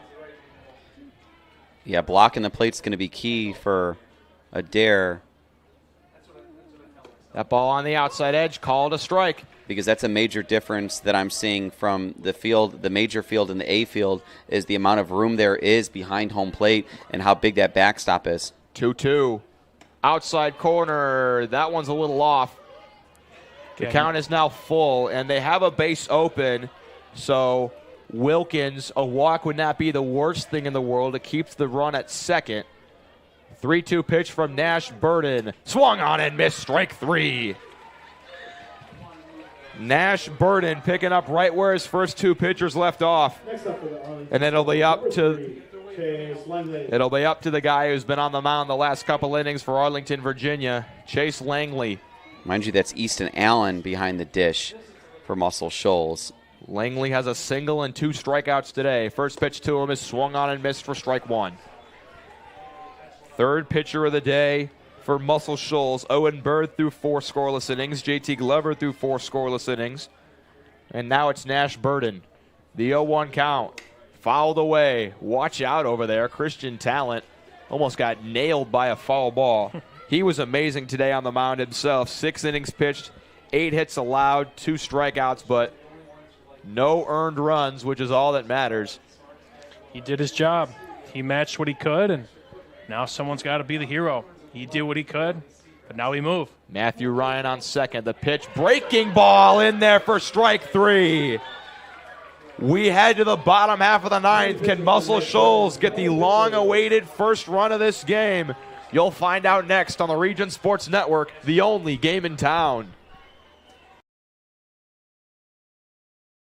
When life keeps you busy and you can't get to the store, shop online with Strachan Van Til To Go. Our to-go service is easy to use. Register using your rewards account information, fill your virtual cart, and choose delivery or pickup. Once your order is in, our own Strachan Van Til team preps your order with care. With our to-go service, you can earn reward points and save time and money with our online coupons and weekly ad prices. Life made simple, shopping made easy. For more information or to sign up, visit shop.strachanvantil.com. Hi, I'm Crowd Company's Lantern Man. For years, I've helped your family and friends save on their car insurance. And now I've returned to rescue you from high prices. Whether you have a perfect driving record or a not-so-perfect record. Follow me to the Crowd Agency for immediate and affordable coverage. I'm your insurance superhero. Crowd Company's insurance professionals. Highland, Merrillville, and Michigan City. Welcome back to the 2024 Cal Ripken 10U World Series. We have now played a full MLB game's worth of baseball. We're in the bottom of the ninth. Still on the mound for Arlington, Virginia is Chase Langley. He has worked through 2 innings of relief with 27 pitches, 2 scoreless innings. He started the game yesterday against New Canaan, Connecticut, took a comebacker off his leg, had to leave the game with an injury, only threw about 14 pitches, so he's at full strength today. Arlington, Virginia, maybe a little diamond in the rough there, the way things worked out, when you have another ace like this up your sleeve. Why not, right? That's why they're here. All eyes are on this game. You got the whole RSN crew now migrated over to the A-Field press box. I'm Mike DeWan, Quincy Bell as well, Mike Zamia as well on the call. We also got Zach Miller in the house, Michael Bradner, the voice, one of the voices of Major Field today. But this is it right now. This is the forefront right now, the game of this evening. All the Upper Allen fans have migrated over. They are now watching to see who they will be playing in tomorrow night's semifinal. And the RSN crew, we are very eagerly watching to see who wins this one. 0-0 the score. Bottom of the ninth, set to start. JT Glover will lead it off for Muscle Shoals. He takes the first pitch for strike 1. With Nash Burden on deck, wouldn't it be something to see JT Glover get on Nash Burden makes something happen here in the bottom of the ninth. Just coming over here from the major field, seeing what he's done on the mound has been a tremendous. This ball down and away. You should have seen JT Glover on the mound. 5 strikeouts in 4 innings of work. He was firing absolute bullets, only allowed 1 hit. He was struggling with walks a little bit near the end. He had more pitches to use, but if Muscle Shoals wins this game, he's available. And this ball ripped into left. It's down for a leadoff hit. Glover with his first hit since the first inning of this game. He's now 2 for 4, and he represents the winning run for Muscle Shoals on first, and he gives a fist pump to his dugout. JT Glover's been a tremendous player. He's certainly, in my opinion, a lock for being on this all-tournament team. You know, he's been outstanding throughout, and who better than to go and be clutch here in the bottom of the ninth. That ball is in for a strike. Nash Burden, the cleanup hitter, will now hit. He is 2 for 3 with 2 singles and a line out to center field. He has pieced it up every single time he's been up. Just about all of the Muscle Shoals faithful is on their feet, while Arlington, the faithful over here down the first baseline, sitting, kind of watching nervously. Glover, the winning run on first. 1-1 the count on Nash Burden. Langley looks in for his sign. He nods that he has it. Comes set and delivers. This ball lined into right field. It's down for a hit. Glover's around second. He's going to head to third. The throw coming in will get away. Glover's up on his feet. He's going to stay at third. And the winning run for Muscle Shoals only 60 feet away. The double from Nash Burden. And now Easton Allen will come up. And he just needs a ball to the outfield or a ground ball with eyes to send Muscle Shoals home happy. How about that? 2 pitchers for Muscle Shoals that have willed them, and when they needed them most. You know, we talked about Glover. We talked about, let's see, who's on? Owen Bird. Owen Bird. No, Nash Burden as well, who's on second, just hit that big double. 2 guys that came in, you know, willed this Muscle Shoals team to where they are now, and obviously 2 big hits, and now a chance to win this and walk this off for Muscle Shoals. So if I'm the Arlington, Virginia coach, I'm considering an intentional walk because that puts the force at home plate. Because the batter at the plate, the run for him on first wouldn't matter. That's not what they're going to do. We might see that. If we get to 2 outs. Easton Allen will come in to hit. The infield for Arlington, Virginia playing up. Everybody on their feet here from the Muscle Shoals side. First pitch to Allen, inside corner for ball 1. You know, I think about that too. You got to kind of know your pitcher. If you do put him on first, you have nowhere to put the runner. Now, there is a force at every base, but you can't walk the next guy. You can't hit the next guy either. You do have the luxury of pitching around this guy. 1-0 the count on Easton Allen. The pitch is taken in the valley for strike 1.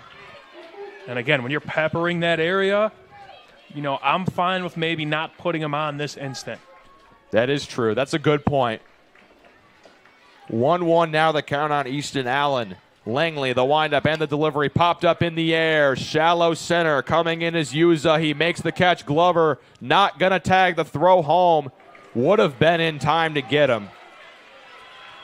So it's an F8. And now Easton Bentford will step to the plate. He's had the hot hand for Muscle Shoals today. He's 3 for 3. Now I would consider walking him. With how hot he is, and since it was set up the double play, could be the decision. He's really the only guy for Muscle Shoals that has been consistent all throughout this game. He was thrown out at home back in the 2nd inning, which seems like ages ago, trying to score. He was cut down by Matt Ryan, the 3rd baseman, sliding into home, and they are going to walk him. Smart.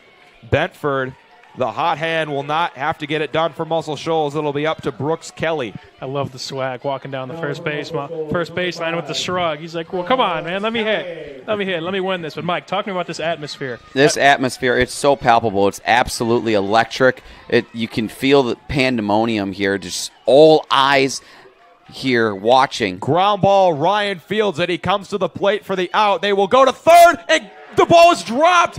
Was it picked up in time? No. A golden opportunity to get out of the inning, not capitalized on. It's going to be ruled a 5-2 put out. They cut down the lead runner. They had the runner out at third, but the ball not held on to. And Arlington will have to deal to another batter. It's Baylor Ritter. Whew, that's a break for the Shoals right there, Muscle Shoals. That very well could have been out of the inning. We could have been going to the 10th, but here we are, bases loaded, 2 outs. This is what you dream as a kid, and here we are now. Nash Burden, the winning run at third, only 60 feet away. First pitch to Ritter, swung on and missed for strike one. This is a dream come true for any 10-year-old. Net World Series quarterfinal, 0-1 pitch in the dirt for ball one.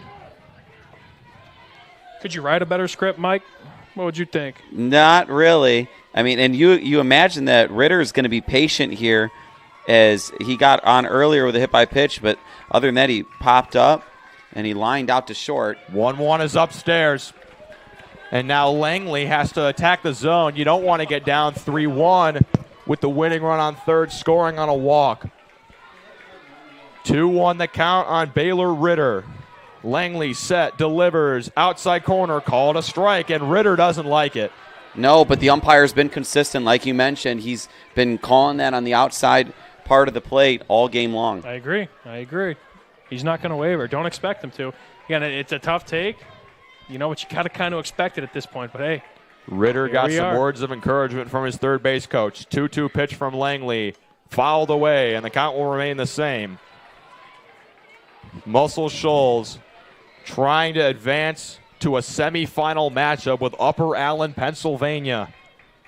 The whole world of 10U baseball has their eyes on this game. Ooh, this is fun. Bottom of the ninth, 2-2 the count, 2 outs. Bases loaded to Baylor Ritter. Chase Langley trying to get out of damage. The 2-2 delivery. Swung on and missed, strike 3. Arlington, Virginia out of the jam. And we go to the 10th. Still 0-0. You're watching the Cal Ripken World Series on the Region Sports Network, the only game in town. Thinking about what to do after high school? Consider a career with Boilermakers Local 374. As a Boilermaker apprentice, you'll earn while you learn. We offer excellent wages and benefits, and as part of our no-cost hands-on apprenticeship program, you'll learn from the best in state-of-the-art training centers and on the job. Become a union Boilermaker and get on your way to a great career. Find out more, visit www.local374.org or call 219-845-1000. With electrical services from Economy Electric Heating and Cooling, you can radiate the perfect amount of light and energy into your home. From rewiring and code upgrades to ceiling fans, lighting, security, and more, Economy Electric Heating and Cooling's trained electricians will make sure you can enjoy your home on full power all the time. For a free estimate on electrical work, call Economy Electric Heating and Cooling at 219-923-4441, and you can visit them on the web at 4ajobdoneright.com. That's the number 4ajobdoneright.com. Welcome to the 10th inning of quarterfinal game number 3 between Arlington, Virginia and Muscle Shoals, Alabama. We've gone so long. We've gotten a third man in the booth. Mike Zamia has been with us the last couple innings. He was calling the West Oahu, Upper Allen, Pennsylvania game. Mike, how you doing? Welcome to the hot seat. I'm doing great. Your guys' game started before ours. Yeah, who's counting? We had the other game on the TV here in the clubhouse. And we were watching intently. Upper Allen, 2 runs across. They win it 2-0. We now go into the 10th. Christian Talent will lead it off for Arlington, Virginia. He started the game on the mound for Arlington. He threw 6 innings of scoreless baseball. 20 pitches in the first inning for Nash Burden. He works in his second inning. First pitch is upstairs. Absolutely masterful defense that last inning from Arlington. Bases, runners on second and third, nobody out, and they get out of it with no runs. Yeah, I mean, you're sitting here thinking, I mean, we haven't seen a chance like that in a while. This is it. This is it, truly. And, again, it slips away. Got shallow pop to center. Big strikeout to finish him off. And here we are. 2-0 is inside, and Talent has a 3-0 count. The ninth inning for Nash Burden, he gave up a leadoff walk, but then a fielder's choice and 2 strikeouts to come back with the scoreless frame. 3-0, and if I'm Talent, I'm taking till I get 2 strikes. There's the first one, but I got to make sure he comes to me. Sure. Could be another challenge pitch here, but I'll take the full count if I'm taking here. 10th inning, 3-1 count. The delivery from Burden. In there for strike 2. So Talent does see the 2 pitches. He should have his timing down on the fastball if Burden comes to him, although he has shown a breaking ball in the last inning. 3-2 delivery. Swung on and missed strike 3. Burden battles back and gets the K. For the Arlington Storm, number 5. I mean, the pitching's been truly unreal. I mean, it's just whoever they throw out there. These are talented hitters. They're here for a reason, but the pitchers, it's just consistent. They just find a way no matter who they throw out on the bump, either side. Flynn Yuza up now. He's 0 for 3 today with a flyout, a pop-out, and a strikeout.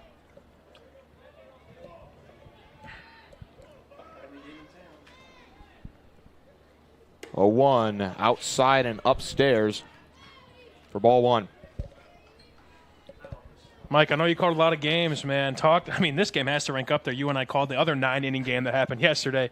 Talk to me. I mean, where does this game rank in terms of, best of the tournament? Got to be up there, right? Absolutely, it's got to be up there. And I've only been here for 2 innings of it, I think. Yeah, right. But looking at your guys' notes, shouts out to Quincy over here, keeping a really good book. What you guys have had 5 pitchers in this game.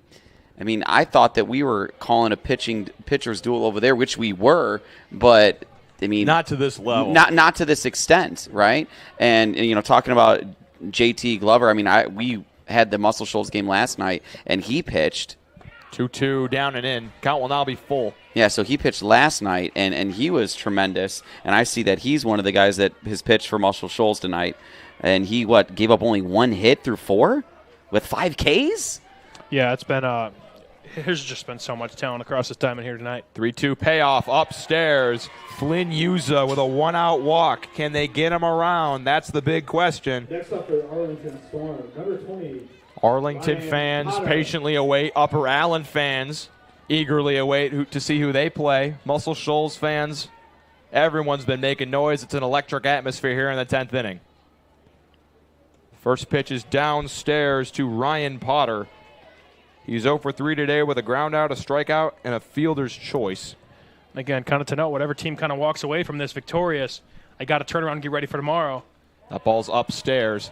The count is 2-0 on Potter. Yuza's on first, representing the go-ahead run. And in regards to pitching, of course, if you throw that many arms, you kind of saw it with West Raleigh, who obviously was victorious today, but you're going to be going to maybe not your first or second or even third choice on the bump. That ball gets away. Up to second is Yuza. That's only... Really, I don't even remember the last time we saw a passed ball from Archer Freeman. He's been that solid behind the plate. So Potter up to second, and now Muscle Shoals will talk things over. He's got a 3-0 count. Is this a spot where you just put him on because you're already down and you got that runner on second? You don't want to surrender a juicy pitch to give up a base hit. I'd say so. Give him the base. No, I'm with you on that. I don't want to say give him a challenge pitch. Yeah, I think you're expecting that at that rate. Yeah, and you mentioned Easton Allen behind the dish here for Muscle Shoals. Archer Freeman is behind the dish. Is it? Or no, looks like Allen is actually catching. Yeah, and it's one of those where you can try to get that outside corner, right? You can go away, see if he chases. 3-0. It is away, and it's a strike. And then now you find yourself in a full count, and now you're thinking like, okay, go back to the well, and at worst, I'm putting him on first. At best, I'm getting a strikeout here, and I got 2 away. 3-1 the count. Expect another challenge here, I'd say. Upstairs, it's ball 4. 1 out, so you got to think the sack bunt not in play here. Number 8, Dexter Hinkle. It'll be Dexter Hinkle coming in, the 10 hitter. He has popped up and flown out today in his 2 at-bats. He will work against Nash Burden, who's out for his 2nd inning of relief. This ball down and away, but a strike. It's been a strike all day from our home plate umpire. Watching these infielders get set before the pitch, you have to stay locked in. I know it's been a long game, right? But having to get ready and, be on your feet and get set when that batter takes his swing is going to be all important. It's one of those things where the fundamentals are revealed this late in the ball game. 1-1 is low. The count is 2-1. That's going to be the 40th pitch for Burden here, so kind of another arm to look out for, looking for future reference if they were to walk away victorious. That's going to be another day of rest. 2-1, popped up in the air, out of play. Yeah, Upper Allen, Pennsylvania is hoping this game goes 20 innings scoreless. The more that they can get across, the more arms that are used in this game, it's just going to be a better chance for them tomorrow. Sure. 2-2 the count on Dexter Hinkle. 2 runners on for him. Breaking ball upstairs. It broke a little late. The count is 3-2. And now, do you give the runners a bit of a head start to try to score on maybe a single? It's a great question here. I think we just see this next pitch. 3-2, up and out. The bases are now loaded with only 1 out. 3 straight walks for Arlington, Virginia. Will flip the lineup over to their leadoff man, Bryce Donnelly, and he'll get some words of encouragement from his coach, whose rally cap has really just not worked today. He's worn it since the 6th inning, and that was 4 innings ago, which seems forever, but he still has it on. Coaching first. The Muscle Shoals defense playing in. Donnelly hoping for a deep enough fly ball to get that run in from third. First pitch from Nash Burden is taken for strike 1. Burden pitched a scoreless 9th. Struck out the first batter, but 3 straight walks have loaded the bases for Arlington, Virginia. This ball popped up foul, and the count is 0-2. A strikeout will be absolutely massive for Muscle Shoals.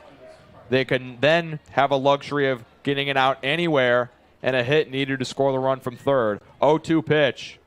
Fouled away. The count will stay that way. Just fighting, scratching and clawing, doing whatever he can to stay alive, stay in this at-bat, and potentially be the hero that they need tonight. We have been knotted at 0 ever since this game's start at 6:15. 10th inning, 0-2 pitch. Upstairs, that curveball broke a little late. It's close. It's close. Our ump has not called very many high strikes. It's mostly been east to west where he's given a little bit. 1-2 the count. Burden is set. Kicks and delivers. Outside corner, called strike 3. Donnelly caught looking on the outside edge. And now Bruce Buchek will hit with the bases loaded and 2 out. Bruce Buchek. Buchek has struck out, grounded out, and had 2 singles today. He was hot in the first couple innings, not so much in the later half.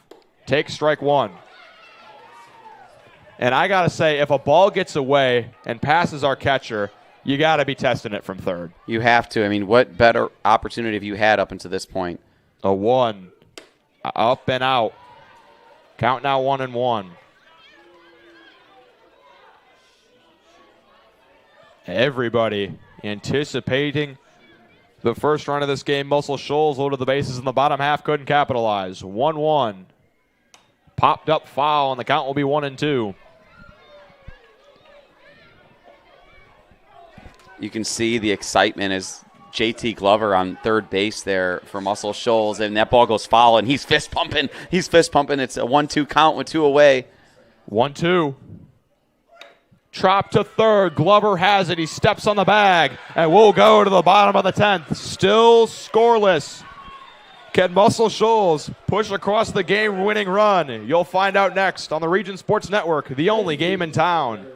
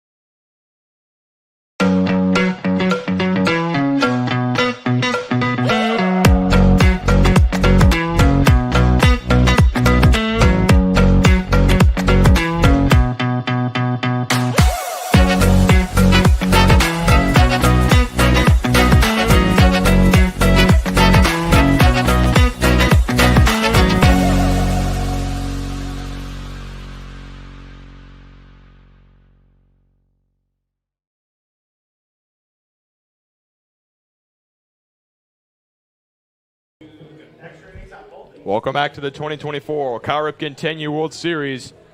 We're going to the bottom half of the 10th, and Mike, I think we're going to have to ask Chris for some overtime pay here. We're into the 10th inning here. Yeah, we'll see about that, but you can always ask. I kid, of course. We've been having a great time. More is more. Worst thing he'll do is tell you no. You heard? I don't know if you heard that. You heard more is more from our coordinating producer Zach Miller back there. Yeah, we got the whole RSN crew in the house again. All eyes are now on this game right now. RSN, all of us here at Region Sports Network, as well as this entire tournament. This is it right here. The scoreboard only has 9 slots. It's pointless to even look at it. It's just all zeros across. You only need to look at the top third for the count and the outs. It'll be 9, 10, and 1 due up for Muscle Shoals. Owen Bird, Huck Adair, and then Archer Freeman. The first pitch is inside. Langley has been very efficient. He's working into his 4th inning, and he's only at 44 pitches. First pitch taken as a strike. The count's 1-1.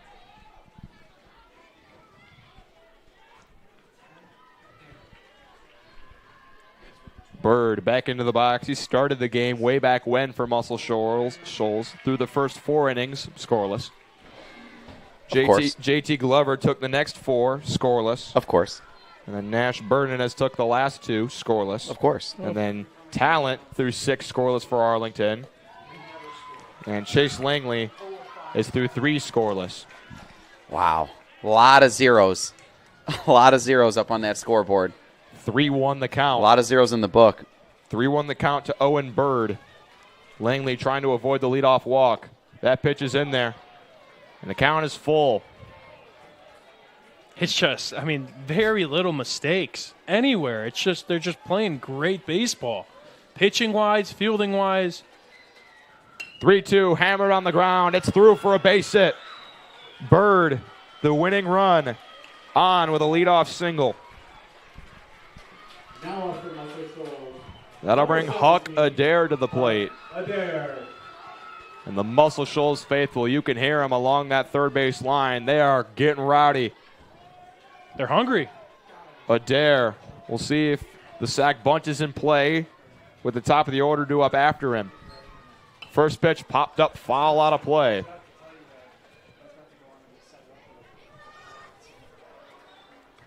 Top half of the 10th was scoreless. Bottom half of the 10th, can we see some better luck and finally get a run on the board? Langley is set. Kicks and delivers. Popped up, foul again. The count is 0-2.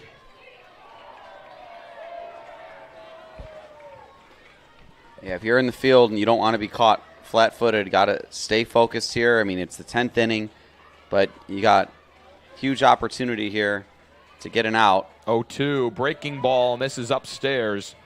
A little bit of a waste pitch there on the 0-2. He can still come back with a strong 1-2.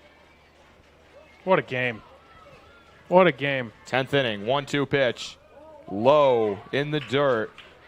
Arlington a little upset. They thought that pitch had been called all day, but that one looked low. That looked below the knees. Yeah, and like you said, Quincy, the umpire, he's been, generous a little east-west, but not so much north-south.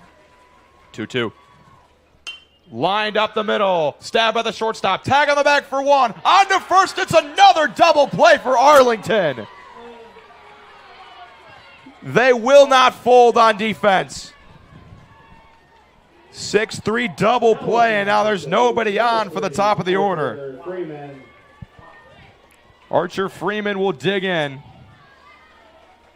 Wilkins tagged the bag, threw it on to first for the out. And now Archer Freeman, 2 outs with nobody on. That's almost like a death sentence in this game. Yeah, outstanding play by Wilkins. We were just talking about, having your feet set, ready to go, not being flat-footed. And that was a screaming shot right at him. And he got in position, turned the double play. That pitch is low. Count is 2-0 on Freeman. This is his 5th at-bat. He's 1 for 4 today with a single, 2 groundouts, 2 pop-ups. 2-0 pitch from Chase Langley. Outside, the count is 3-0. I'd say just take your base. I mean, we can't find a way to muster up a run. I'd say just take it, face the next batter. 3-0, it's downstairs. I'm fine with that. So it's a 2-out walk. And now Ethan Parrish will step in. He's 0 for 3 with a walk today. And Langley's at 58 pitches right now. You want to get an out here, but at what point do you have to start thinking about a pitching change? Looks like they're flagging in the center fielder here. Looks like that's going to be all for Langley. That'll be Flynn Yuza, most likely, who takes it over when we come back. You're watching the Region Sports Network, the only game in town. Four Seasons Mechanical proudly serves Northwest Indiana, providing quality, reasonably priced, reliable service. With a quality and comfort guarantee, the professionals at Four Seasons Mechanical offer a wide range of services in heating, ventilation, and air conditioning. Whether it's residential or commercial, Four Seasons Mechanical is there 24/7. To find out more, the website is fourseasonsmechanical.com or give them a call at 219-756-7020. Four Seasons Mechanical, your indoor air quality specialist. Earn while you learn from the best hands in the business. The Bricklayers Allied Craftworkers for Indiana Kentucky Apprenticeship. That's right, this is a paid apprenticeship. I'm getting an education while learning a trade and getting paid for it. The thing that surprised me the most about this apprenticeship program is the respect I have received after the proper time and training. Classes start soon, so apply now. There are training centers throughout Indiana and Kentucky. We are the Bricklayers and Allied Craftworkers for Indiana Kentucky Apprenticeship. The best hands in the business. Welcome back to the 10U Cal Ripken World Series. The sixth pitcher of the game and third for Arlington, Virginia, Flynn Yuza on the mound. It was 3 2/3 innings for Chase Langley. He gave up 4 hits, only struck out 1, but the Arlington defense has been very impressive behind him. On the game, they have 4 double plays. Absolutely just terrific work. And for the defense there of Arlington. I mean, I just came in here a few innings ago, and just what I've seen is how sharp these players have remained this late in the game. And we got a new pitcher here in Yuza, and it's going to be one of those things where Yuza steps into this one with the confidence, knowing that his defense has got his back on this one, because it seems like they're anything but tremendous. We started this game at 6:15 Central Time, and we are now into the 2.5-hour range at 8:45 local time. It's 9:45 if you live in Virginia. You're still working on Central Time if you're watching from Alabama, I believe. I'm too busy to check time zones right now. Got something more pressing on our hands, it looks like. Ethan Parrish will be the batter. Archer Freeman is on first with 2 outs. He's the winning run. Flynn Yuza coming in from center field. We'll see what he has in the tank. He looked pretty strong in his warm-up pitches. Parrish into the box. He's 0 for 3 today with a walk. He shows bunt. Pulls it back. The ball gets away. Freeman's up to second. And you can't even worry about Freeman on the bases. The batter's the only person that matters. Absolutely. And I believe that's what the third baseman for Virginia was telling Yuza before that first pitch came in. 1-0. Fouled away. Yeah, I see the bunt, the pulled back bunt on the first pitch. But now we get him on second. Swing away. We got a runner in scoring position. Again, you run on contact here, 2 outs. A single, a nicely placed single could score the man on second. 1-1 the count. Delivery from Yuza inside. I think the mindset with the bunt, too, they throw to third. Back is Freeman. I think the mindset is lay it down, force them to make a play. But if you force Arlington, Virginia to make a play, they're going to make it 99% of the time at this rate in this game. Yeah, I'd rather do it with less than 2 outs. Ideally no outs. 2-1 the count. Swung on and missed by Parrish. Donnelly just going to run him back. That's what he's been doing all game. Shout out to him. 10 innings of catching. Not easy. Donnelly has been sharp 1 through 10. And if there's one thing I know about Muscle Shoals is how they are on the base paths. They made him work all those 10 innings. 2-2 delivery from Flynn Yuza. Parrish down on strikes. And we go to the 11th. You're watching the Region Sports Network, the only game in town.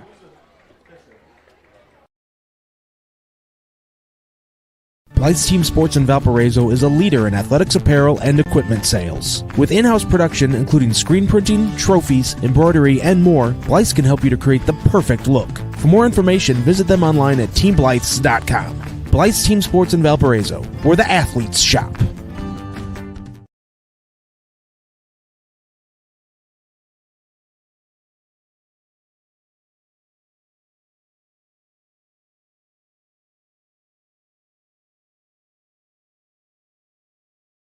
This box is small, like Pet Supplies Plus.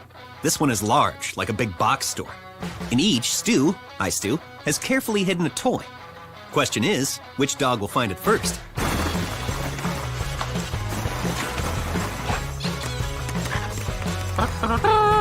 Ta-da! Moose, no! You were so close.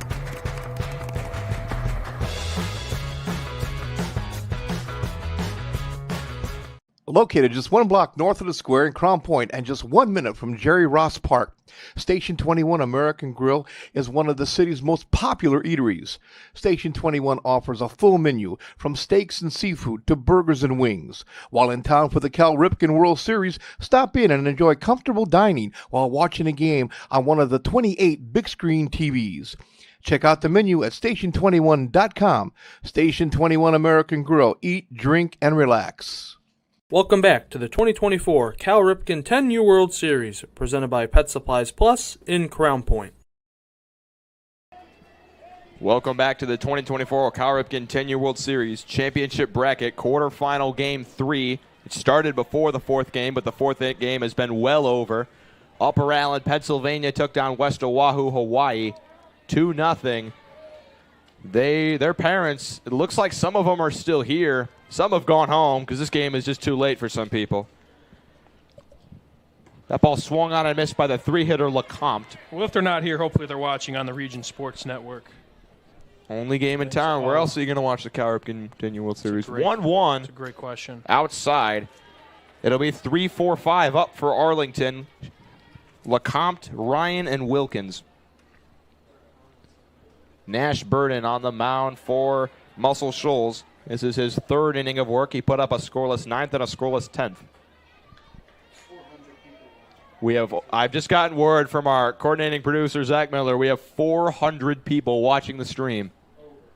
Swung on and missed by LeCompte, and the count is full.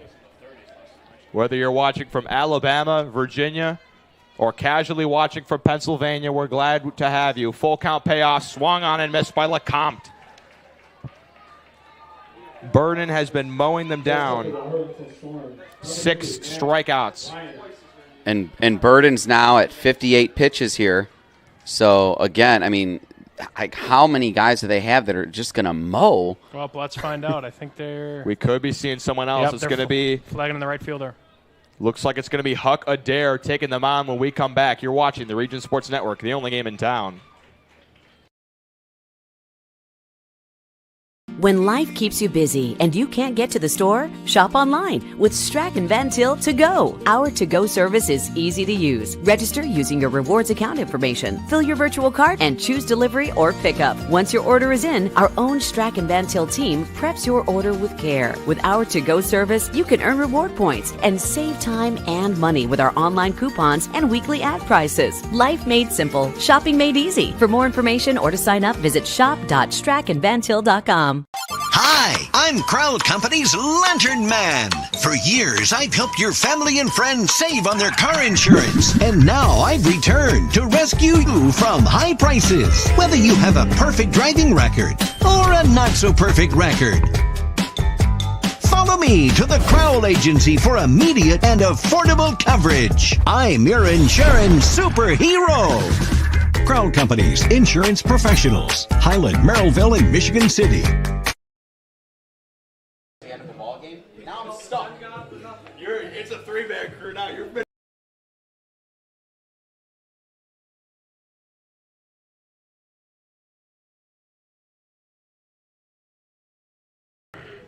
About to finish this first time. Welcome back to the 2024 Cal Ripken 10U World Series. fourth pitcher on in the game for Muscle Shoals. It's Ethan Parrish. Nash Burden threw 2 1/3 scoreless, struck out 6. Both of these teams have had their chances. In the 10th inning, Arlington, Virginia, last time up, they walked the bases loaded with 1 out, couldn't score. In the 9th inning, JT Glover led off with a single, Nash Burden with a double, had second and third, nobody out, couldn't score. We've seen now, this will be the 7th pitcher of this game. We've added a third man to the broadcast crew, Mike Zamia. We got Mike Dewan doing camera and a second color spot. We got Zach Zanelli clicking all the numbers back there on the computer. Number 2, Matt Ryan. And we're having a great time. And Zach Miller for the vibes and making sure we behave up here. Because it is getting late in the night. It's only 8:50, but we're what? Now the 11? This is the I lost count. This is the top of the 11th. Yeah, don't look inning. to the scoreboard. I won't tell you. You can't, exactly. All zeros. Exactly. I only have up to 15 innings on my scorebook, so after that we might be out of luck. 2-0 the count on Matt Ryan. It's all hands on deck for everyone here. The Region Sports Network crew, as well as both of these teams, as all players are definitely going to play a huge, significant role in this game. That ball is in there on the outside edge for strike 1. Kind of wanted to get some thank yous out of the way for the Crown Point Youth Baseball Executive Board members on late nights like these. Everyone's got to kind of stay at the ballpark, hold things down. And I got some names to throw out there. Dave Hanaway, Joel Booms, Matam Hatt, Jay Patel, Adam Whitehouse, the tournament director, Josh Doolin, Pat Weiser, Dave Myers, Dave Mays, our PA guy for tonight. Late night for you too, Dave. We're glad to have you. 2-2 the count on Ryan. More. That ball's outside. Alan Pante, Matt Chubicki, Eric McMahon, Aaron Davis, Scott Babjack. The list goes on and on, again, for all the people associated with Crown Point, Cal Ripken. On late nights like these, we especially thank them for holding down the fort here and letting us do what we do. Full count payoff to Ryan. Popped in the air. Foul out of play. He will battle against the lefty, Ethan Parrish.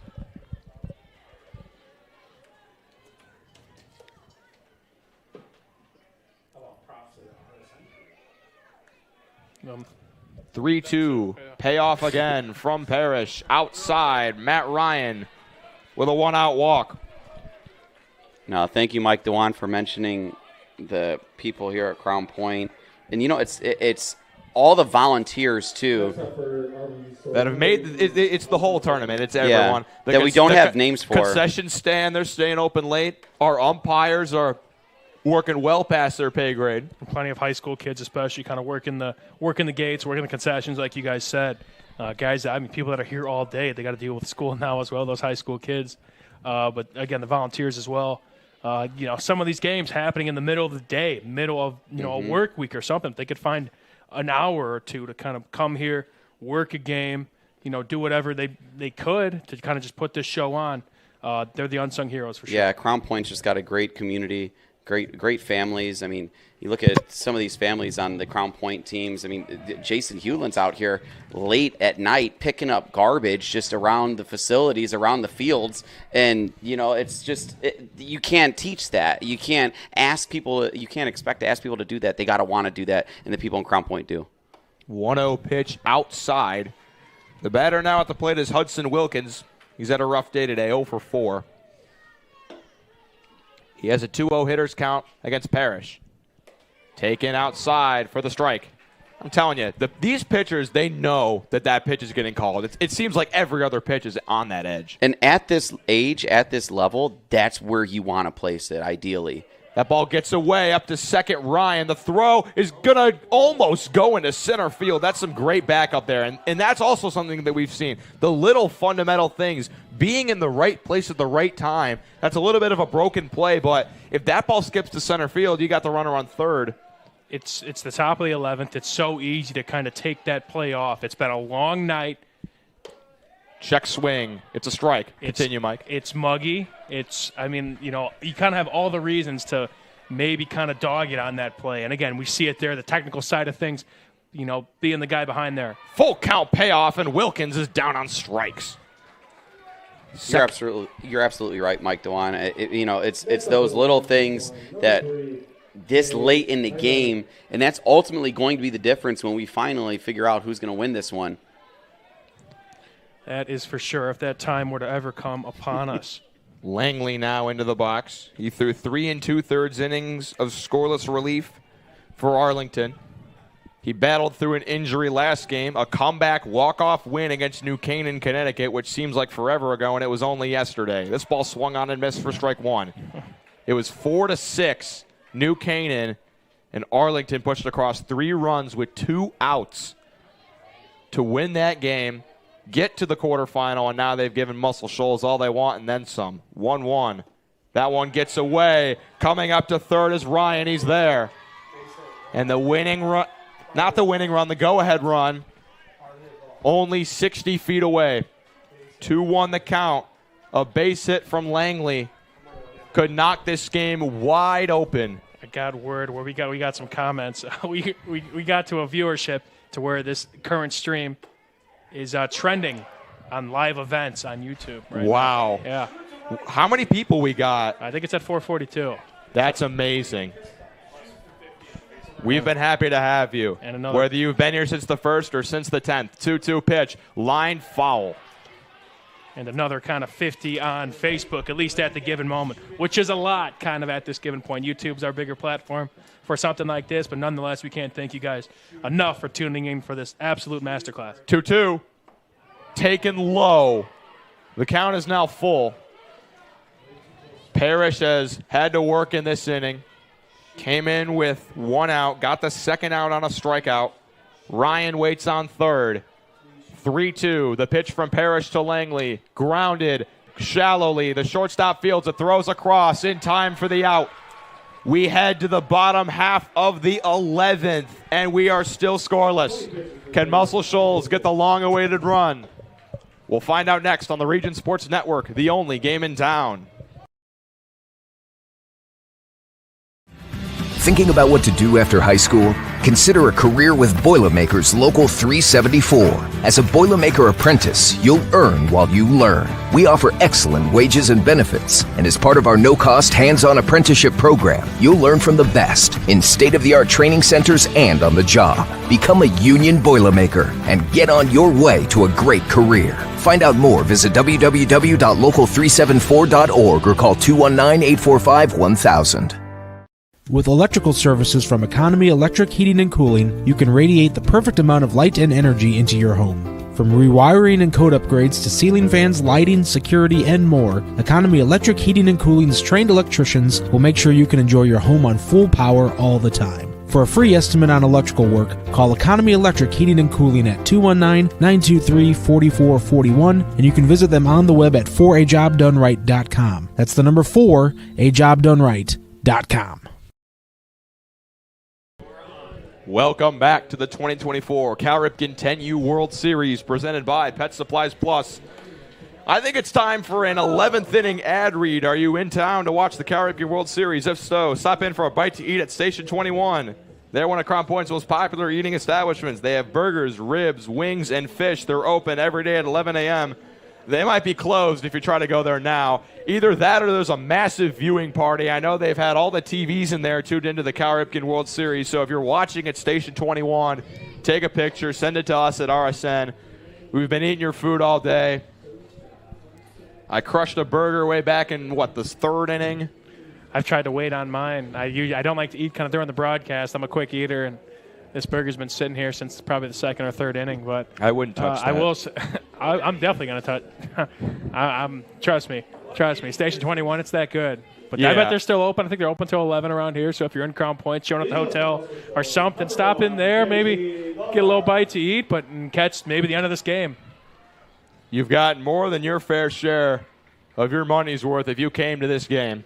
Flynn Yuza on the mound for Arlington, Virginia. He took over in the 10th inning, got the last out of that inning. It was a strikeout of Ethan Parrish. JT Glover now leads it off in the bottom half of the 11th. First pitch, check swing, call it a strike. 1-1 the count. Glover digs in. Yuza set. 1-1 pitch. Low in the turf. The count is 2-1. Yuza set. Looks in. Delivers. Taken low. Count is 3-1. I know it's easier said than done, but at a certain point, you just have to sit outside corner, outside part of the zone, and try to drive it into the opposite field. I mean, how the last half inning ended is we saw a pitch to the outside part of the plate, and it got rolled over to short with 2 outs and a man on third. So you got to just dial in there and see what you can do. 3-1. Call it a strike. There it is, Mike. There's that outside pitch. We've seen it all day. Glover has worked a full count. Just so persistent. They don't stop. They don't miss that spot. 3-2. Rarely, man. Fouled away by Glover. That was probably a strike. Great way to protect. 3-2 count. Easy to kind of try and get a walk there, but again, that's next level hitting. The defense for Arlington has really been the story of the show. They've only gotten 4 strikeouts from their pitchers in 11 innings, but the defense has just made every single play when it matters. Runners on base, it doesn't matter. 3-2 the count. Glover sits in. The payoff pitch popped up in the air. Shallow center. On to make the catch. No! It's dropped out there in center. So Glover reaches on the air. And is that the break that Muscle Shoals needs? Maybe. I mean, we haven't seen anybody capitalize yet. Again, if you're Arlington, erase it. Erase it. Rear view mirror. You've been in a spot like this before. You can't let that shake you. Nash Burden now up. He has 2 singles and a double this game. He's 3 for 4. The cleanup hitter digs in and takes strike 1. Glover with a big lead at second. Donnelly, though, we've talked about him on the broadcast. Could be a blue-collar candidate. He is now in his 11th inning of catching, and he has not let these Muscle Shoals runners take advantage of him at all. He's going to be sore tomorrow, that's for sure. Nash Burden back into the box. 0-1 the count. Yuza is set. Kicks and delivers. Fouled away. Count now 0-2.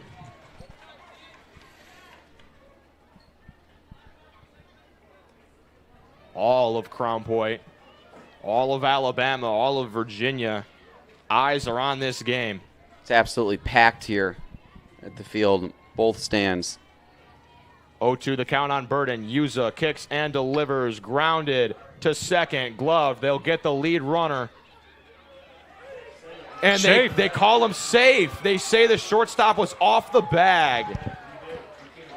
So it's back-to-back errors for Virginia. And you know Coach Freeman at third for Muscle Shoals, he's aggressive as it is on the base paths.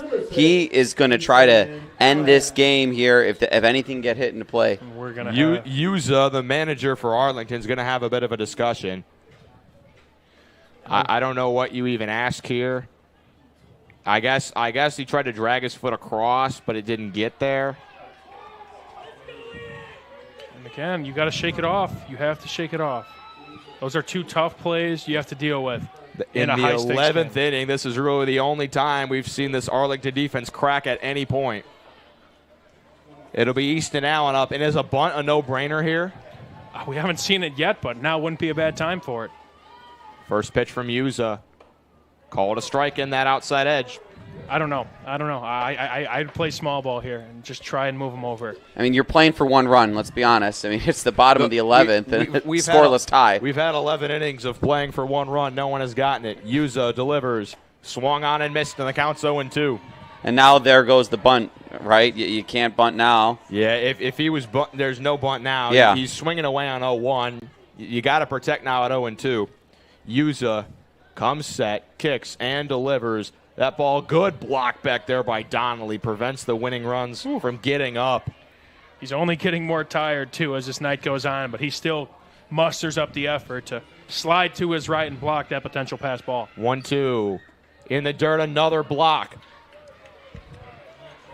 I think we might have to wrap up the blue-collar player of the award. It's got to be Bryce Donnelly. So far, it's his to lose. 2-2. Delivery from Yuza. Popped up in the air. Deep right field. Will it land fair? No. It's fouled by a matter of feet. And the count will remain 2-2. Ball was smacked. That ball was about 5 feet from ending it, but not to the left side of the white line. 2-2 the count.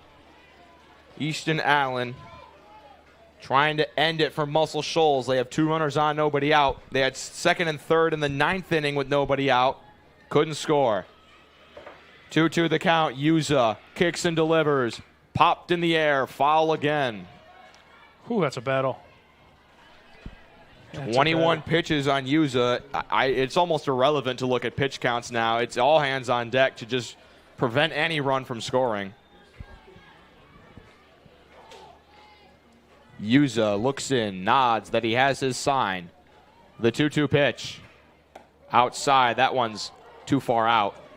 That one, I think, was past the white line. I think that's definitely a ball. It's a good attempt at a frame job there from Bryce Donnelly, but I have to agree with you there, Quincy. Full count. Nowhere to put him. 3-2. Looper to second. Caught. Potter with the catch. And they get the out. Now the double play is in play. Next up for Muscle Shoals, number 2, Easton. And Benford. here's the guy with the hot hand. It's Easton Benford. 3 singles on the day. He was intentionally walked in the 9th inning. Can't walk him now. There's nowhere to put him now, so he's going to get a chance to swing away. I mean, you can give him the base, but I'd rather not. You can't. You can't put the winning run at third. First pitch to him. Outside. Yeah, not with 1 out. Got to give a shout out to Michael Bradner still here. Took a picture of a couple Upper Allen players tuning in kind of right down here by the first base for the first baseline. They are locked in. They're looking at their potential matchup, and they will stay as late as they can. Get a little scouting report for them come tomorrow. 1-0. Outside edge is a strike. Upper Allen took down West Oahu 2-0 in a game that felt like it ended yesterday. What an awesome picture from Bradner. Easton Benford digs in. 3 for 3 today. 1-1 count. The delivery from Yuza upstairs, and the count now 2-1. JT Glover waits at second. He's the winning run. 2-1 the count on Easton Benford. Yuza kicks, delivers, swung on and missed. And Benford was attacking that outside edge. He knew that might have been a strike. Yeah. That might look like a chase, but you have to protect that outside edge at any cost. Sure, now you really got to protect with 2 strikes here. 2-2. Yuza set again, delivers. Popped in the air to right. The catch is made. Glover's going to tag. They throw it all the way to third. Ryan upstairs makes the catch. Looked like a wide receiver, Calvin Johnson style, goes up for the catch. They try to challenge at second. They say Glover did not leave early, so it's going to be It's going to be an F9. Glover gets to third. I want to shout out the catch by Ryan. The throw came in a little high. He leaped up, made the catch. If that gets past, there's a chance Glover scores on that. And then all Glover had to do was flinch. And then after making that wide receiver catch, like you mentioned, going to try to put on the tag, too. So being completely locked in here, the 11th. Brooks Kelly, the hope for Muscle Shoals. Grounded to first. It's stabbed by Langley. And we go to the 12th. RSN After Dark will keep you going as long as it takes. You're watching the Cal Ripken 10U World Series on the Region Sports Network, the only game in town.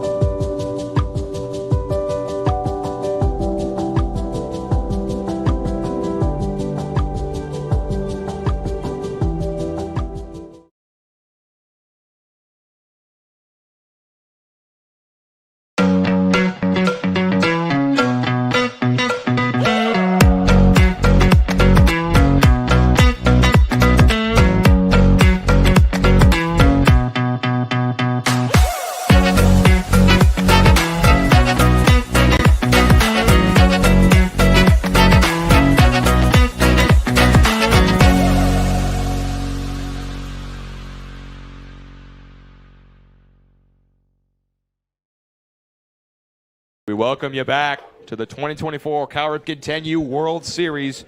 We are heading to the top half of the 12th inning. This game started at 6:15 Central Time. It's now 9:09. We are approaching our third hour. We got a little photo from one of RSN's own, Michael Bradner. Got a picture of the Upper Allen team kind of watching for that first base line. You see, we'll kind of pull it up here, kind of on the right side of your screen. Just took that probably this last half inning. The Upper Allen kids kind of watching their opponents. An awesome picture, seeing about 5-4 of those Upper Allen kids. They're scouting. They're ready to go. Yeah, and you see Parker Lancey there on the far left. He's the one that threw a complete game shutouts. Only 3 base runners in that game, number 88, and he's watching on thinking like, dude, I did all that in 65 pitches. Look how many pitchers we got here. I think this game has been summed up by one message in the chat. Oliver says this is a historic youth game. And I would say so. I don't know if we could find the longest scoreless game in Cal Ripken history. It's got to be. This has to be up there. We're well on our way. 2-0 is outside. The batter is Christian Talent. He has walked twice, flown out to right, and struck out. He takes for strike one. Again, the full RSN crew here. Quincy Bell with the play-by-play. I'm Mike Dewan. Mike Jamia wanted to stick around and play tonight. So Mike Zamia was broadcasting the other game, doing color with Michael Bradner. He comes in the 7th inning. He said, I'll hop on for the last inning, and now you've called basically a second game. Yeah, and honestly, I'm thrilled to do it. I really am. I'm exhausted, but I'm also thrilled, and this is, this is what we want. Please believe we're having a blast up here. There's no doubt about it up here. Don't get it twisted. Downstairs, that's a walk for Christian Talent. Now, again, I've seen this before. What are we going to do now? That's it. What do we do? I've been screaming up here for the sacrifice bunt. We haven't seen it yet. These teams like to swing away. We'll see if the strategy changes at all.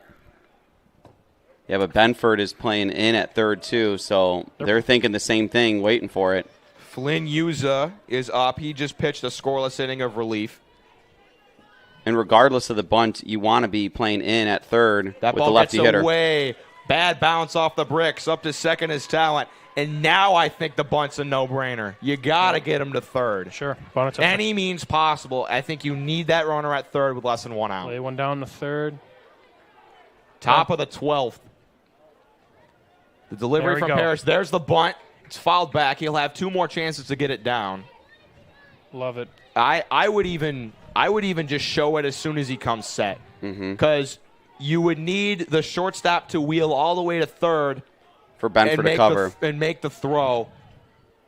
There's the bunt. It's down. It's a good one. Beautiful. Runner up to third. The throw to first. No bag. Safe at first is Yuza. And now the run gets to third with nobody out. You got it?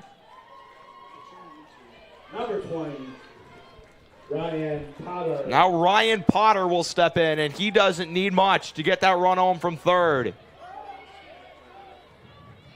There's a little bit of small ball, putting the ball on the ground. Yeah. That's what we've been screaming for in the booth. Creating some chaos. The small ball gets it down, and they get the run. They get to first anyway, and now you can think we might see. So Arlington's having a whole meeting outside. If we want to pan to the right, their whole team is huddled up about how they want to get this run in from third. It's a meeting of the minds over there. Do we see a pinch runner at third or anything? Talent still at third. Ryan Potter, 0 for 3 with a walk today. Muscle Shoals playing in. First thing I'm expecting them to take second here. First pitch from Parrish. There's the bunt. And they're going to try it's foul. Run a little squeeze of some sort. Yeah, I wouldn't mind trying to take second. Maybe causing throwdown, maybe trying a little bit of chaos here. Because with Arlington not being the home team, they theoretically could put up multiple runs. I know that seems far-fetched for this game. That ball is a strike. They will not throw it out to second. So there's no force over there. Yuza with the stolen base or defensive indifference, no matter what you say. Parrish delivers. Swung on and missed. There's strike 3. And has it been a long night? And you got to give credit to these umpires, too, for staying in this, being locked in, doing a good job in this one. You know, they often don't get credit, and on games like this, I mean, it's easy to overlook them, but outstanding job by everyone involved. Oh, you're good. I couldn't hear you. All right. Hinkle is the batter. He outside, I think. I mean, no RBIs, but that's a given. 1-0 the count on him. He needs a ball in play somewhere to get this run home from third. He pops one in the air, foul. And now here's something that you can think about. If there's a ball deep down the line in foul territory, if you're under it, I say you let it drop and you don't let that runner get from third on a sac fly. I'd say so, too. I thought about that as well on that deep kind of foul ball over there. That was just about foul, especially if it's that deep. You don't want to concede a run. Dexter Hinkle back into the box. The 1-1 from Parrish outside. That one missed. Yeah, the only scenario where you do want to catch it in foul territory if it's like in the infield, right? Like if it's just, you know, shy of the first base bag or something of that distance. The infield playing in for Muscle Shoals. Parrish delivers the 2-1. Swung on and missed by Hinkle, and the count's 2-2. Parrish looking for what would be a massive strikeout to get to 2 outs. We've now hit the 3-hour mark, one of the longer games of this tournament so far. Fouled away. 12 innings, I believe, is the record for longest RSN broadcast. That was Michael Bradner with the Lake Central State Championship over Mooresville. They won that one 2-1. How about that? And one of the guys in that game has been calling games for us this tournament. 2-2. Lined and caught it first. Hinkle can't get the job done. And it will now be up to the top of the order, Bryce Donnelly, who has played a great catcher all day. He's been blocking balls in the dirt, not letting the Muscle Shoals runners trick him. He's been doing it all back there, and a base hit could score 1, possibly 2 for Arlington, Virginia. First pitch to him. Outside, that missed up also. They do have a base open, so they can pitch around him. 1-0. On the ground. Sliding stop. The throw over to first in time. Muscle Shoals through a 12th scoreless inning. Can they get the run in the bottom half? You're watching the Region Sports Network, the only game in town. Four Seasons Mechanical proudly serves Northwest Indiana, providing quality, reasonably priced, reliable service. With a quality and comfort guarantee, the professionals at Four Seasons Mechanical offer a wide range of services in heating, ventilation, and air conditioning. Whether it's residential or commercial, Four Seasons Mechanical is there 24/7. To find out more, the website is fourseasonsmechanical.com or give them a call at 219-756-7020. Four Seasons Mechanical, your indoor air quality specialist. Earn while you learn from the best hands in the business. The Bricklayers Allied Craftworkers for Indiana Kentucky Apprenticeship. That's right, this is a paid apprenticeship. I'm getting an education while learning a trade and getting paid for it. The thing that surprised me the most about this apprenticeship program is the respect I have received after the proper time and training. Classes start soon, so apply now. There are training centers throughout Indiana and Kentucky. We are the Bricklayers and Allied Craftworkers for Indiana Kentucky Apprenticeship. The best hands in the business. Welcome back to the bottom of the 12th. We have seen multiple teams with multiple chances to get this long-awaited run. We had back-to-back errors in the 11th for the Arlington defense. That couldn't get it across. We saw Muscle Shoals walk the bases loaded. Their defense got out of it in the 10th inning. It's just everything that could go right on defense has. Yeah, talk about that play by Benford. My goodness. I mean, again, we've talked about how I joined in like the 7th inning, and here we are. And now it's like a game later. It's what is this now? The bottom of the 12th? Bottom of the 12th. Bottom of the 12th. And that play by Benford is the best play of the game I've seen so far. That's got to be a candidate for Proud Union Home Play of the Game, depending on how this game, shapes out. I mean, Obviously, the winning run, right, is good, but that's got to be shortlisted. You know, that's got to have an accolade of its own because, my goodness, was that amazing. Bottom of the order, due up for Muscle Shoals, Baylor Ritter, Owen Bird, and Huck Adair, 8, 9, and 10. They will work against Flynn Yuza, who has just been pitching scoreless innings of relief. I mean, what else can you say? Speaking on that last play, as we kind of went to break, I kind of turned to Quincy and Mike, and, you know, we're all kind of just having fun. And I turned to Mike, and Mike's jaw was on the floor basically on that last play. Just couldn't believe it, man. Yeah, Benford making a late case here for getting one of these gold gloves in the tournament. Yeah, you know, that play was spectacular. Plenty of festivities and awards to kind of hand out on that Saturday after the championship game, including, I know, some gold gloves, some all-tournament teams and all that stuff. I know right now that stuff doesn't matter, but we're seeing some plays out here that are definitely gold glove worthy. 1-1 the count on Baylor Ritter. Flynn Yuza comes set. Delivers. Ground ball foul off his shoulder. Hit him in the box, so it will be ruled a foul ball. I mean, I only have 15 innings in my book, which is more than most people have. So we need a run somehow, some way. We don't know who's going to get it, but we know when it happens, it's going to be electric and draw dropping. 1-2 the count. Flynn Yuza delivers. Swung on and missed. Strike 3. Ritter, Kate up, and now it'll be Owen Bird. Number 8, Owen Bird. Muscle Shoals coming into the bottom of the 12th with 11 hits.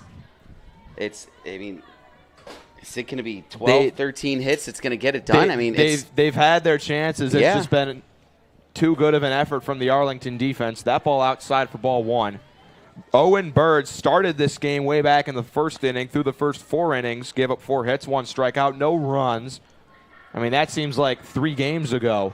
1-0, outside for a ball. Innings-wise, it was 2 games ago, if you think about it. That is true. We have 516 people on the YouTube stream. We've heard that this game is now trending on YouTube live events. Ground ball to second, gloved and thrown to first for out number 2. Wow. Number 17, Adair. We have some people saying this reminds them of the Lake Central State Championship. That game was 1-1 going into the 12th inning. Lake Central won it on a walk-off walk with the bases loaded. These kids probably will need a little bit more than that. Nobody on, 2 out for Huck Adair. Pops one foul. I've run through 4 waters, a cheeseburger, some cheese curds. We've been having a lot of fun up here, that's for sure. Everyone as bright-eyed and bushy-tailed as the first inning. This ball fouled away, and the count's 0-2 on Adair. Who's counting? Comment says, I know Upper Allen is liking the burning of these pitchers, and whoever comes out of this game is going to need to dig deep in that bullpen to find someone to pitch against Upper Allen. That is for sure. There are 2 winners in this game. Whoever walks away victorious and Upper Allen. Outside corner, called strike 3. We head to the lucky 13th inning here from Jerry Ross Park. You're watching the Cal Ripken 10U World Series on the Region Sports Network, the only game in town. Blythe's Team Sports in Valparaiso is a leader in athletics apparel and equipment sales. With in-house production including screen printing, trophies, embroidery, and more, Blythe's can help you to create the perfect look. For more information, visit them online at teamblythes.com. Blythe's Team Sports in Valparaiso, where the athletes shop.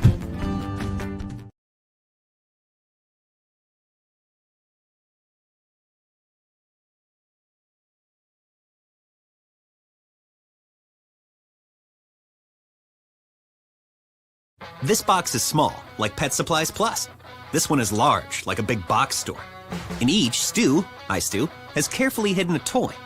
Question is, which dog will find it first?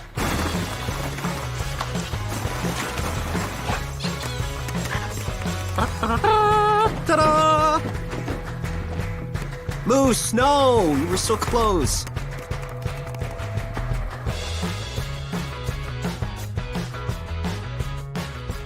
Located just one block north of the square in Crown Point and just 1 minute from Jerry Ross Park, Station 21 American Grill is one of the city's most popular eateries. Station 21 offers a full menu from steaks and seafood to burgers and wings. While in town for the Cal Ripken World Series, stop in and enjoy comfortable dining while watching a game on one of the 28 big screen TVs. Check out the menu at station21.com. Station 21 American Grill. Eat, drink, and relax. Welcome back to the 2024 Cal Ripken 10U World Series, presented by Pet Supplies Plus in Crown Point. Welcome back to the marathon here at Jerry Ross Park, top of the 13th inning. Number 19, Bruce Buchek. Bruce Buchek will lead it off for Arlington, Virginia. 2, 3, and 4 in their order. They'll work against the 4th Muscle Shoals pitcher, Ethan Parrish. It was Owen Bird for 4 scoreless. It was JT Glover for 4 scoreless. It was Nash Burden for 2 1/3 scoreless. And now it's Ethan Parrish. This ball fouled away. The count is 1-1. He's at 43 pitches, and he can go up to 75. We could not even be. This game could go 20 innings at this rate. Yeah, crazier happen. Kind of. I don't know. It's pretty crazy so far. Ground ball up the middle. Throw on to first in time. Shout out to these umpires, too. Yeah. It's a long night for them as well. Arlington Storm, number 7, Teddy. Most of these guys, again, got to be back here in the morning, the same kind of crew, rotating around if they didn't call a game already today. Man, what a day, guys. We shared breakfast together. We sure did. So the day that we've had, we got to the field at 9, realized the games were canceled, hung out in the press box till around 4 when the game started, and now we're here at 9:30 at night. We're still going strong. 1-0 outside, called a strike.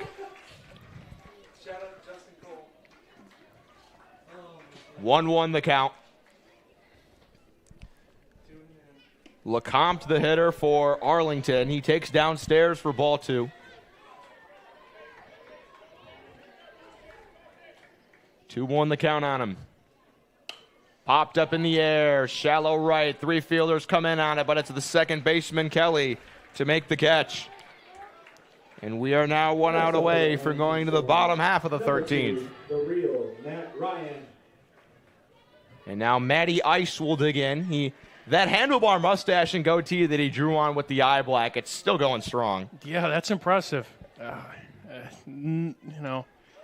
Keep that style up. He's in a long, muggy night like this. He's played a terrific third base. He threw out a runner at home back in the 9th.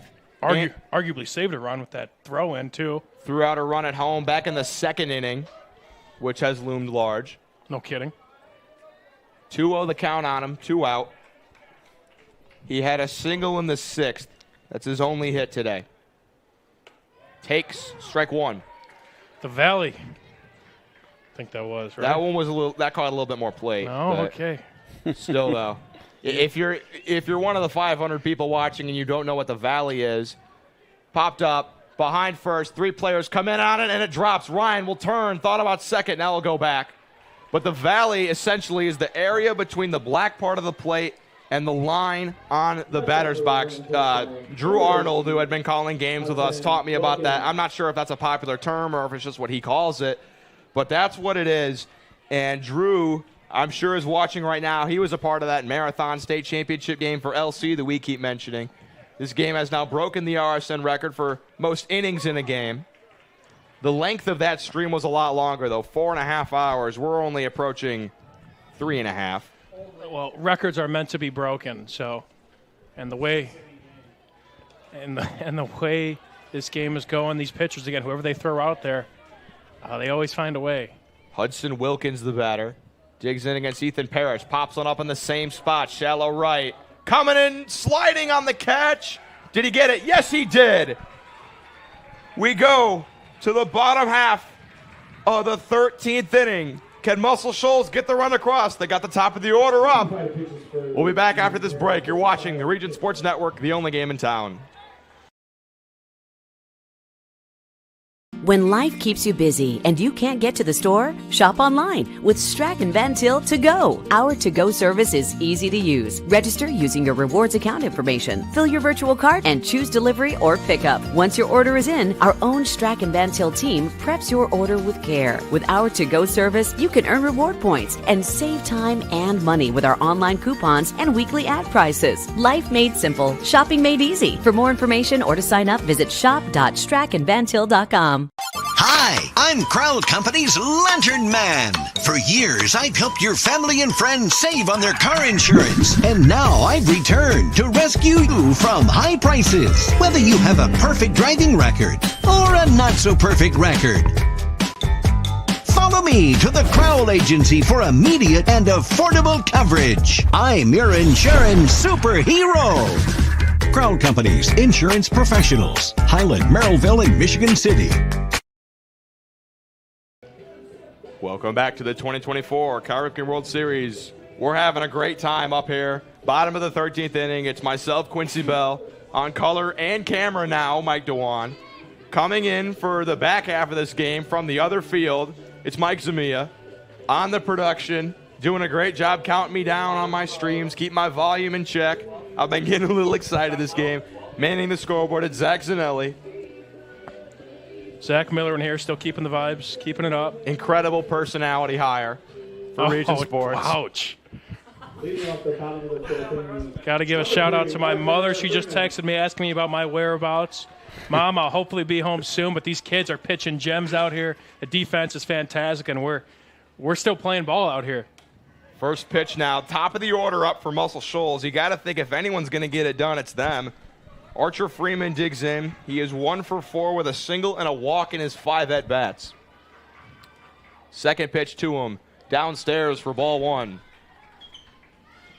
41 pitches now on Yuza, so he's not available tomorrow. Upper Allen, Pennsylvania, who is awaiting the winner of this game, has to be just watching intently. Line drive through to left for a base hit. Archer Freeman with a leadoff single. And he's their leadoff man, so he has the speed to possibly take a base. Ethan Parrish will step in. He has taken over the relief duties for Muscle Shoals.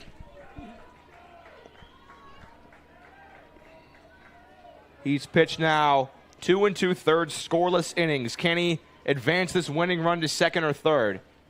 Flynn Yuza delivers. Here's a bunt. He pulls it back. Freeman's off the bag. Throw to first by Donnelly. Gets away into right field. Archer Freeman's off to the races. He's going to head to third. The ball's still in right field. They're going to hold him up.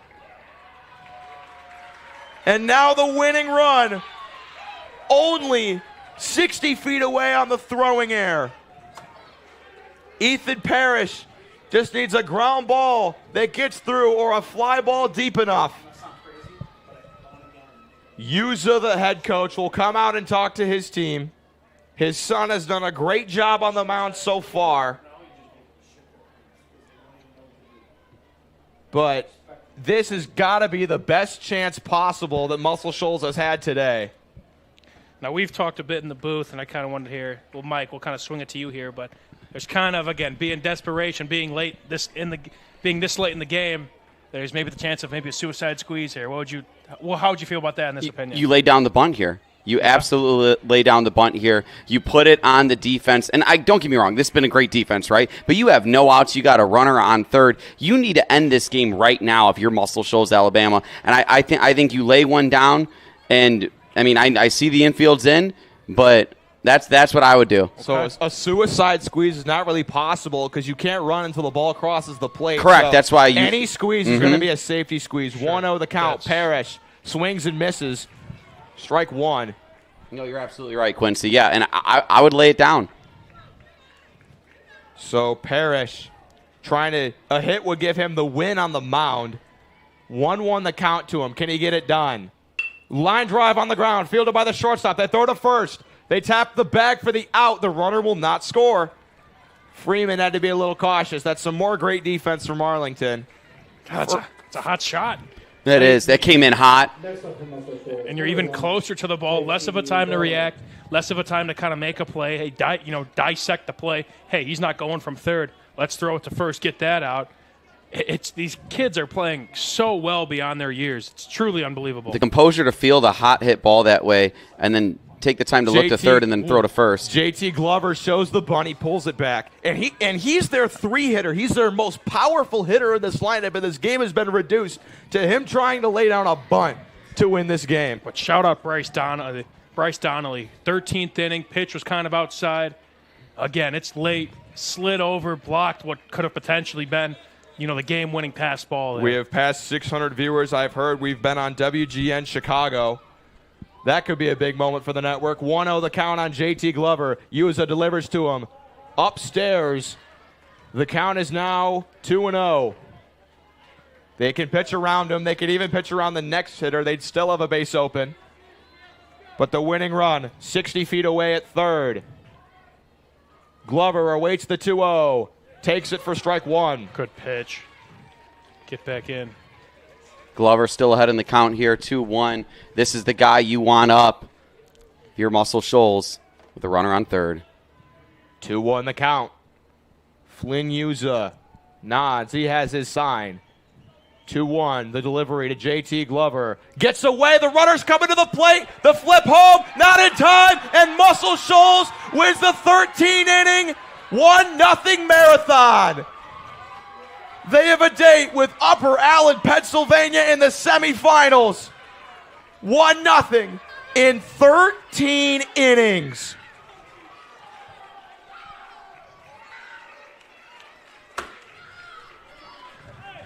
Assistant coach Ashley Freeman grabbing Archer Freeman, swinging him around. What a moment. Giving him the carousel treatment. He has been doused with all the water in the dugout. Heartbreak for Arlington, Virginia, but they should hold their heads high. This was a terrific game all throughout. But ultimately, the 17,000-person town of Muscle Shoals, Alabama, they're going to party late into the night, celebrating this 1-0 win over Arlington, Virginia. What a game it was. 600 live viewers. We appreciate all of you. Mike Dewan on camera and on color. Mike Zamia, what do you have to say about the game? Muscle Shoals, Alabama is the hit recording capital of the world. They just recorded another one, but here in Crown Point, Indiana, in the Cal Ripken 10U World Series. My goodness, this is a moment where both teams, where they get to touch eternity. This is something they'll never forget for the rest of their lives, and how special that is, and how special to be a part of it with you guys. It's beautiful, beautiful. 10-year-olds. Again, you're at that age where this is something that's going to stick with you, this tournament, this whole week, but especially this game. On both sides, again, it's the beauty of sports. You kind of get that thrill of victory, and you get all those. You relive all of that with your teammates, with your coaches, and it's something you could always look forward to. But then on the other side, you kind of learn how to bounce back from that. The agony of defeat, going through something like that, it's something you never want to relive. But you got to learn how to bounce back from that, especially at a young age of 10. That's not easy to do. But this team's going to be back. Arlington, Virginia. These guys are going to be playing with each other for the rest of probably their lives, going into high school, all that stuff as well, middle school. These kids are going to be back, and it's just the beauty of sports. But what a fantastic outing and a nightcap here for the quarterfinals. Both of these fan bases took a moment, and they both gave both of these teams a full standing ovation, and it's safe to say that they've earned it. It's time to name some awards, first of which the Crowd Company Superhero of the Game. I'll hand it off to my two color guys. Who's getting the award? You can look at the mammoth biography I've been writing on this game. Yeah, you did a good job, my friend. So, we're going to start with our Crowd Company's Lantern Man Superhero of the Game. They have offices open from 9 to 7 Monday through Friday, and Saturdays till 2 o'clock at Highland, Maryville, and Michigan City. The Superhero of the Game. Wow. Yeah, I'll go with who just was named the Player of the Game, the Ron Tellefson Award. I'll go with JT Glover. He did a great job at the plate. He also came in relief and did a fantastic job kind of in that middle part of the game. Middle was, the 5th through the 7th inning, or whatever that was. He did a fantastic job. Just came in there through BBs. So. Yeah, and when you're talking about throwing BBs, he pitched 4 innings in this one for 1 hit and 5 strikeouts. In a regular game, that is a gem of an outing. But here in a marathon, that's just only one small piece to the puzzle. But arguably the biggest there is that's why he's the Crowd Company's Lantern Man superhero of the game. And again, J.T. Glover from Muscle Shoals, Alabama, is your Crowd Company's Lantern Man superhero of the game. Now it is time for our Boilermakers local 374 blue collar player of the game. The player. I think this is a no-brainer in my eyes. It's got to be Bryce Donnelly of Arlington, Virginia. Muscle Shoals, they switched out their catchers halfway through that game, and they were keeping fresh legs. Bryce Donnelly caught all 13 innings of that game, and he did a terrific job all throughout. He kept the Muscle Shoals runners at bay through all the innings. He was truly, everyone on the field was an extremely hard worker. I think he shined the brightest and got his hands dirty the most. Bryce Donnelly, be proud of yourself. You played a terrific game. He's the blue-collar player of the game. I don't think we can give it to anybody else. I say so. Hang your head high, of course. Maybe you don't want to kind of look at the negatives if you're Donnelly. Yes, you see that last pitch. You see that pass ball. But you played a fantastic game. Again, playing catcher for a 9-inning game at this level is kind of unheard of. Playing 13 innings, being in that position, doing a great job as well, keeping the ball for the most part in front of him and just calling out great pitches for his pitcher as well as doing some things on the offensive side. He has to hang his head high, in my opinion. More than 2 games straight at the dish, nonstop. That's if that's not blue collar, I don't know what is. No, sir. Earn while you learn with Boilermakers Local 374. We got to give it to Bryce Donnelly of the Arlington Storm for our Boilermakers Local 374 blue collar player of the game. And finally, the Proud Union Home play of the game presented by the Region Sports Network. Zamia, what we got here? Can I throw in a suggestion? Yeah, absolutely, please. I think my opinion is Easton Benford at third base in the 12th inning. Read my mind. Sliding stop, cut off the ball, got up, spun on, threw to first with the go-ahead run on 3rd and 2 outs, cut it down. If you want to differ from me, I would put that as the play of the game. Yeah, I think you can certainly do that. I was talking about that one after it happened. It's like, that's got to have an award. We didn't know how this one would end, it ending on, a passed ball, but that's certainly got to be one of the considerations. I agree with you 100%, Quincy. Again, the Proud Mike DeWan, what do you think? Yeah, the Proud Union Home play of the game, I definitely agree with you guys there. If you want to be a sponsor, if you're a local trade union that wants to sponsor this play for us coming for the rest of the tournament as well as the football season the rest of the year, feel free to contact our executive producer, Chris Ramirez, at 219-588-1984. Again, Chris Ramirez at 219-588-1984. But we saw so many great defensive plays. I think that's got to be the one to highlight for our play. I want to thank a lot of people that were watching it. It's been my dream to be a sports broadcaster for a while now. I'm going to school for it at Indiana University. I'm so grateful that Mike DeWan has given me the opportunity to call this tournament. Jeez. This is by far the most high-profile game that I've ever broadcasted. We had, 700 viewers at one point? I know a lot of you. I hope you thought I did a good job. It's been my dream to broadcast games like this, and I just want to thank everybody for – I feel like I'm going to cry up here. I want to thank everybody for all the support in the chat. You guys were so supportive of not just me but the kids and everybody. We have some people that we have to thank if we haven't already. We have our executive producer, Chris Ramirez, our operations manager, Rich Castillo, our coordinating producer and personality hire, Zach Miller. I kid, of course. Our sports director, our triple duty sports director, color, and camera, Mike DeWan, who's done a great job. Mike Zamia, calling both games, coming over for the back half of this one from the Oahu Upper Allen game. Zach Zanelli, stone cold killer on the camera. Not the camera, the computer producing. He's been great all day.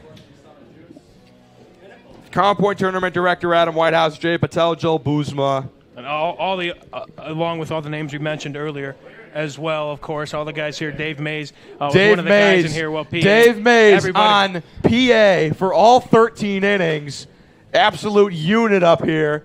Yeah, he did a great job. He's fist pumping. You can't see him. And let's not forget Josh Bohr, too. We were here when the rain delay was announced, right, that we were going to push back games, and he was sitting right on the couch where he's sitting on right now, standing in front of it because he hasn't stopped working yet, and figured it out, got a hold of all the teams, figured everything out, got everything scheduled, and go figure that we then have a historic thriller to end it tonight in what's been a legendary tournament, and it couldn't have been put on any better. Well said. Well said. I'm kind of rounded out with this. Terrific game. Thank you. They're giving us a shout out too. Thank you to everyone. This has been the Region Sports Network, the only game in town.